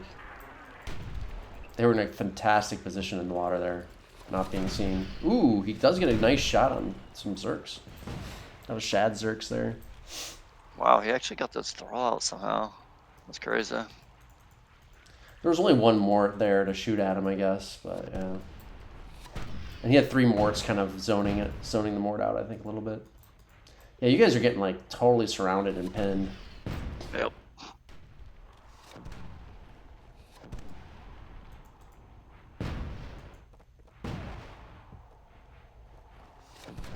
Yeah. All LSO's team. Oh, wow. Mark still gets a good shot on enemy mort. Oh, Homer gets pussed. Oh, Homer's FG is going to die. Yeah. Homer suicides FG. I think it was a small puss that got him, too. Yeah, they used the big and a small, but I think you're right. The small one was the one that froze them. And then he threw his big puss. They wouldn't save his FG, but the other team got a big puss for free off of that because it did. Yeah. I don't even know. How are the percents even close right now? Yeah, good question. They did lose like 3 or 4 or 5 Zerks, I guess, middle. Gotcha. And they lost a Mort middle, and another Zerk middle. Yeah, they lost some shit middle. That's how.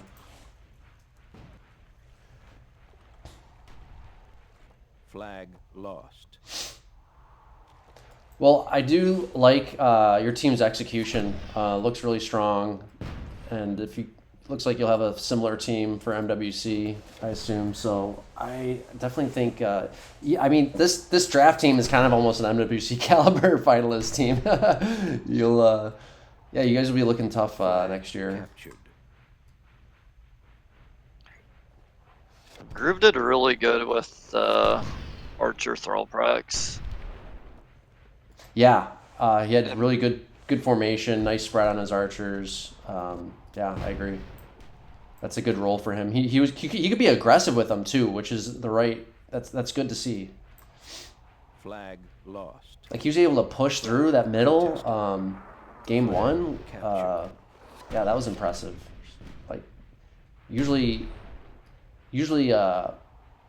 inexperienced players would not know to. They would not be so quick on those types of pushes with that squad.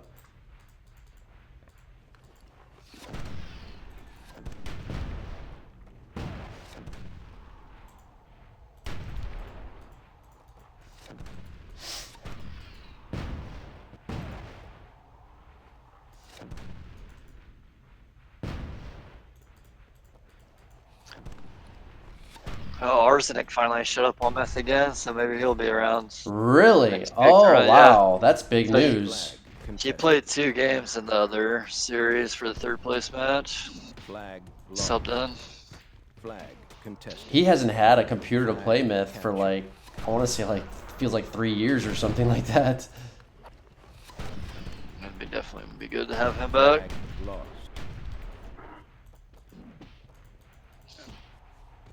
You gave Groove an FG on this?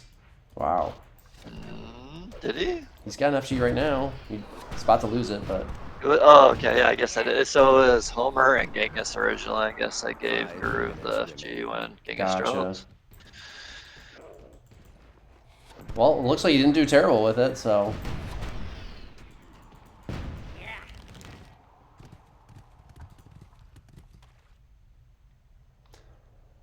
Well, any since it's kind of over already, any kind of closing thoughts on the tourney?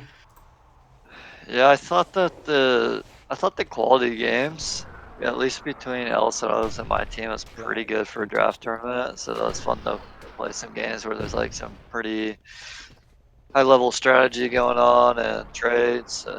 But I was excited for it because I sort of just seen a new way of how to play the game recently, and I wanted to practice it more, and I got to practice it with some players that I would want to team up with in the future. So I was excited for that. Do you feel you feel the difference, like your eye for the game now? It's like just feels like totally different. Yeah, for sure. I mean,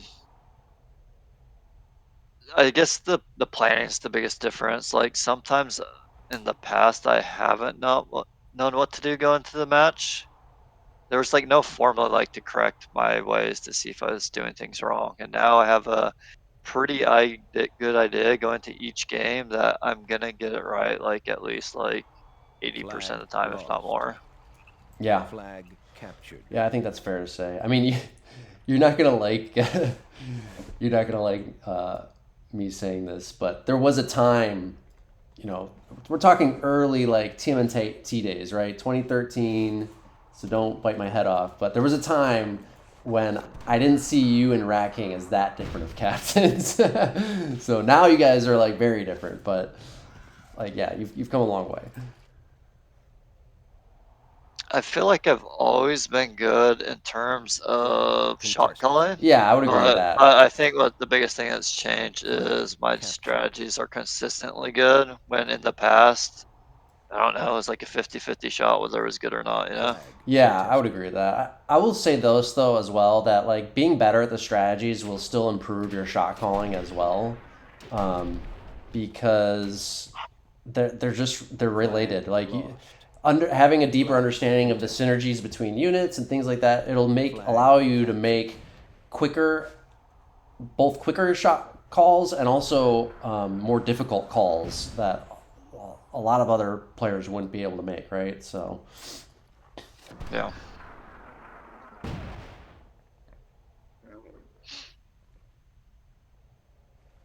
Wow, this game's still going on. What the heck? Flag contested. No, I hope Flag Merc plays lost. next Mithril Cup too, because I don't know, he like surprised me, which is weird because I've teamed with him a lot, but like he played it really good. Flag. you Probably just our got to most know how to use consistent them. player. You just got to know how to use them. It was the same thing in 2013. Everybody was like, "Oh, Merc can never win an MWC," and then he joins our team, TMNT, and that was his first win, right? Like he did fine that year, and even all the shit that people said about him being like a difficult teammate didn't ring true, right? Because like we lost the first two matches in the QR that year, so things were like looking pretty down for us, and he never bitched and complained about anything, So I think a lot of the criticism he got, even other players, is like people want to blame people for like having tunnel vision, this and that. And sure, there's like some players where that exists, but I feel if that's happening consistently, that's almost like more on the captain, not giving clear instructions, not letting players understand what their role is and how they win the game. I feel like that's more of a captain thing than a player thing, to be honest. most of the shit is a captain thing. Like I can. It's being a great captain is all about knowing how to squeeze the most juice out of every player. Like, and I feel like I can. A great captain and a bad captain is just there's gonna be night and day differences between players, just based on the captain that they play for alone. Because I can see how captains set up their players for success or they set them up for failure. And then when I see it, I'm like, I don't really blame the player in that case. That was not the player's fault. That's the captain's fault. So. Well, for example, in this series, the Frozen Cloud Spawn game, LSO and I got the exact same Right. trades. To me, the difference is my directions were like scrambled. Like even though we had the same trades, the units went the same places, we got stomped because I did fail as a captain in that game. Like my Yeah, instructions were not 100%. clear to certain players, which was the difference. Yeah, that's a great example too, because like you got great players, the trades were the same.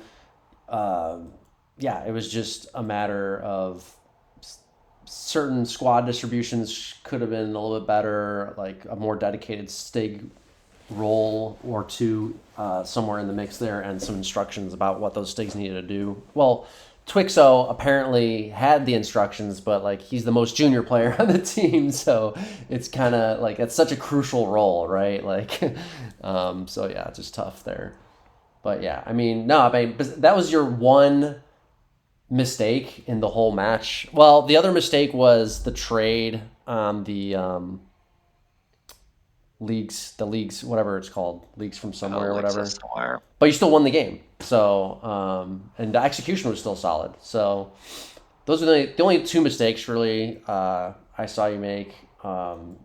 LSO had quite a few more than that, I would say, but LSO still did a solid job. But there was only there was only there was only like two games I really expected LSO would have done better. Like that game one, like that shouldn't have happened. Like holy shit, right?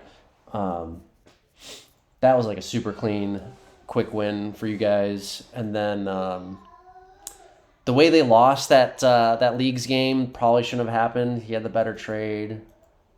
Yeah, just the execution could have been just better, but also did mention, I will say this, also did mention that he did not do a warm-up before this match with his team. And I know that you did with your team. I think that's a huge factor. And I even told LSO this, that was, I think, the biggest mistake that he made was not doing that warm-up, because that is so, I've noticed such huge differences in performance in my teams doing that warm-up, even just like an hour. I at least do it for the finals match. You know, sometimes I also do it for semifinals, like the match before the finals. Like it's such a, it does bring out the best in your team, and it can be quite significant. So I do think I saw a lot of that difference here too. I do think also your roster is better, but yeah, those there's multiple factors at play here. Yeah, the run throughs are so freaking important. That's the only time we got to do this tournament, but it makes all the difference. Like it, 100%. it literally only took us like 20 minutes to do it, but everyone knowing what their role is before the actual match, and you don't have to waste all the PT Everybody, clarifying the things, and whole everyone just team knows where moves they're gonna go. faster. Yeah, Feels so good. the whole team moves faster in the game, and then there's no like mistakes. 'Cause, like if you don't do it, there's all inevitably like 30 to 50% chance that someone makes it like some huge crucial freaking mistake in the game because you didn't do it right.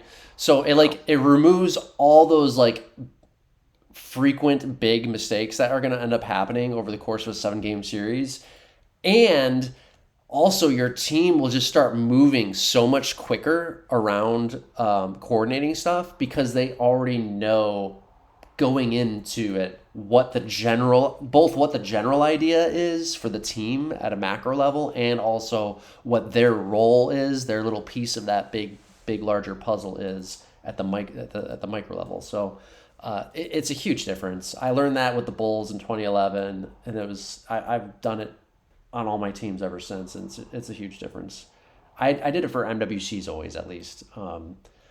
Yeah, the I can say in my personal experience from capping, like I always put more effort in the MWCs, and it shows in the results. Like every time I lost a tourney or underperformed in a match or whatnot, it was always because when I came down to it, I didn't put enough effort as captain and ended up making a bunch of mistakes. So that's why I always say like 90% of every single game I've ever lost in a tournament that I captained was probably my fault, like not my team's fault. There's always so much more the captain can do. And so, would you say you put full effort, you think, in this match for the In the finals? final, yeah, pretty close to it. You did hardly any effort the match before, but the finals was pretty close to full effort. Yeah. Yeah, the match before, I Not so much. Like I just run up trades essentially in directions, but the finals I treat it like I would a Mithril Cup final ish, like pretty close to it, anyways. Gotcha. Yeah. Well, that was fun two matches to watch. Again, I think it's an interesting prelude to MWC.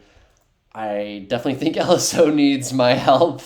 I mean, just as an extra shot caller, and Paris too as some shot calling there. Like this, you just need some more shot callers. It's so hard to props to LSO to trying to captain with no other shot calling because that I know I wouldn't want to do it anymore. I've done it so many times before. I hate it. It like just takes away from your experience and your enjoyability as captain in the match when you don't have any other help like that. It's too Full for much. sure. Yeah, it's too much. So Even if you're winning, it's stressful. Sure. yeah, absolutely. And then like you end up like if you try to heavy hit as captain while also being the only shot caller, you either end up screwing up a bunch or well, no, that's pretty much the only thing that pretty much can happen is you end up screwing up a bunch. So you either screw up a bunch trying to heavy hit, or you don't. You just acknowledge that you can't heavy hit, and then you end up having to try somebody else to heavy hit, but then they don't know the strategies nearly as well as you, and it just never goes as well, right? So, yeah. Any other final comments before we wrap it up? Not really. I mean, excited for next Mithril Cup, whatever next big tournament is. I feel like the quality play has been solid lately, like in tournaments. Yeah, I would. For the top teams, I'd say at least. I think the next Myth World Cup, it'll, people are going to think this is an outrageous statement for me to make, but whatever. I'm going to make it regardless. I think it'll be the first time like two evenly fully qualified captains are going to face each other in an MWC finals. Like you can say the rosters aren't as good and people are rusty and everything. Fine, I'm not talking about that. I'm not talking about BC skills. Like as far as strats and capping, which does impact, like has a massive impact on the game. I do think finally we have like more than one fully qualified captain to so that they can each take a finalist team and captain against each other. So I look forward to it. I expect some good high level play. I'm sure the BC might not be as strong in some areas here and there, but as far as like what I really look for is the strategies, the trades, the strategies, and like the team execution. I think will be like really rock solid. Um, I suspect there might be some things here and there that you know a little bit more experience. I think will still help you to iron out a few details here and there, but it's like you're pretty much like there. Like the rest is just kind of like icing on the cake or the cherry on top, right? So, but yeah, it'll be good. It'll be solid. I definitely cannot feel very confident. Like I feel like I've had a massive captain advantage for so many years. I don't feel that anymore going up against you. So, yeah, it'll be good. Yeah, for sure. Uh, su- Surprisingly, freaking Mithril Cup season's like 4 months away already. What the heck? Freaking time flew by. 3 months away. What do you mean? Yeah, I mean March? December. It starts in April, I say, but oh yeah, you're right. Like I I guess thought it Mithril starts in like June, early June or something. No. I, thought it started in I mean, it April really for depends. sure. I Like, don't know. there was some MWCs that actually started after the 4th of July, too. You know what I mean? Like, there's been some wildly different schedules. Are you going to host it next year or no? Uh, Probably. I mean, there's people complaining. So specifically, Akira. I said, "All right, man. Well, if you want to host it, but let me know before the new year if you're gonna host it, because I'm gonna try to like do some stuff with map makers if I'm gonna host it." And yeah, there's no way Akira does anything. He just freaking complains. I'll just say that I'm grateful to anybody who hosts it anymore these days, as long as they just kind of keep things the same, right? Like, I don't want anybody to try and like change everything drastically. But if you end up hosting it, great. Otherwise, I hope someone else decent can host it, or maybe you can co-host it with somebody who knows. I do want someone else to pick the maps this year. Oh, okay. Like I feel like I'm pretty good at balancing map picks, but sometimes it's fun to just like not have control over that and strat for whatever other people come up with instead of picking the stuff. Yeah, that was always the one thing I didn't like to do whenever I TO'd was I didn't want to pick the maps. Mostly just because of the effort involved. I don't. It takes a long time trying to go through and find good map picks. So, Yeah. all right, well, we'll wrap it up there.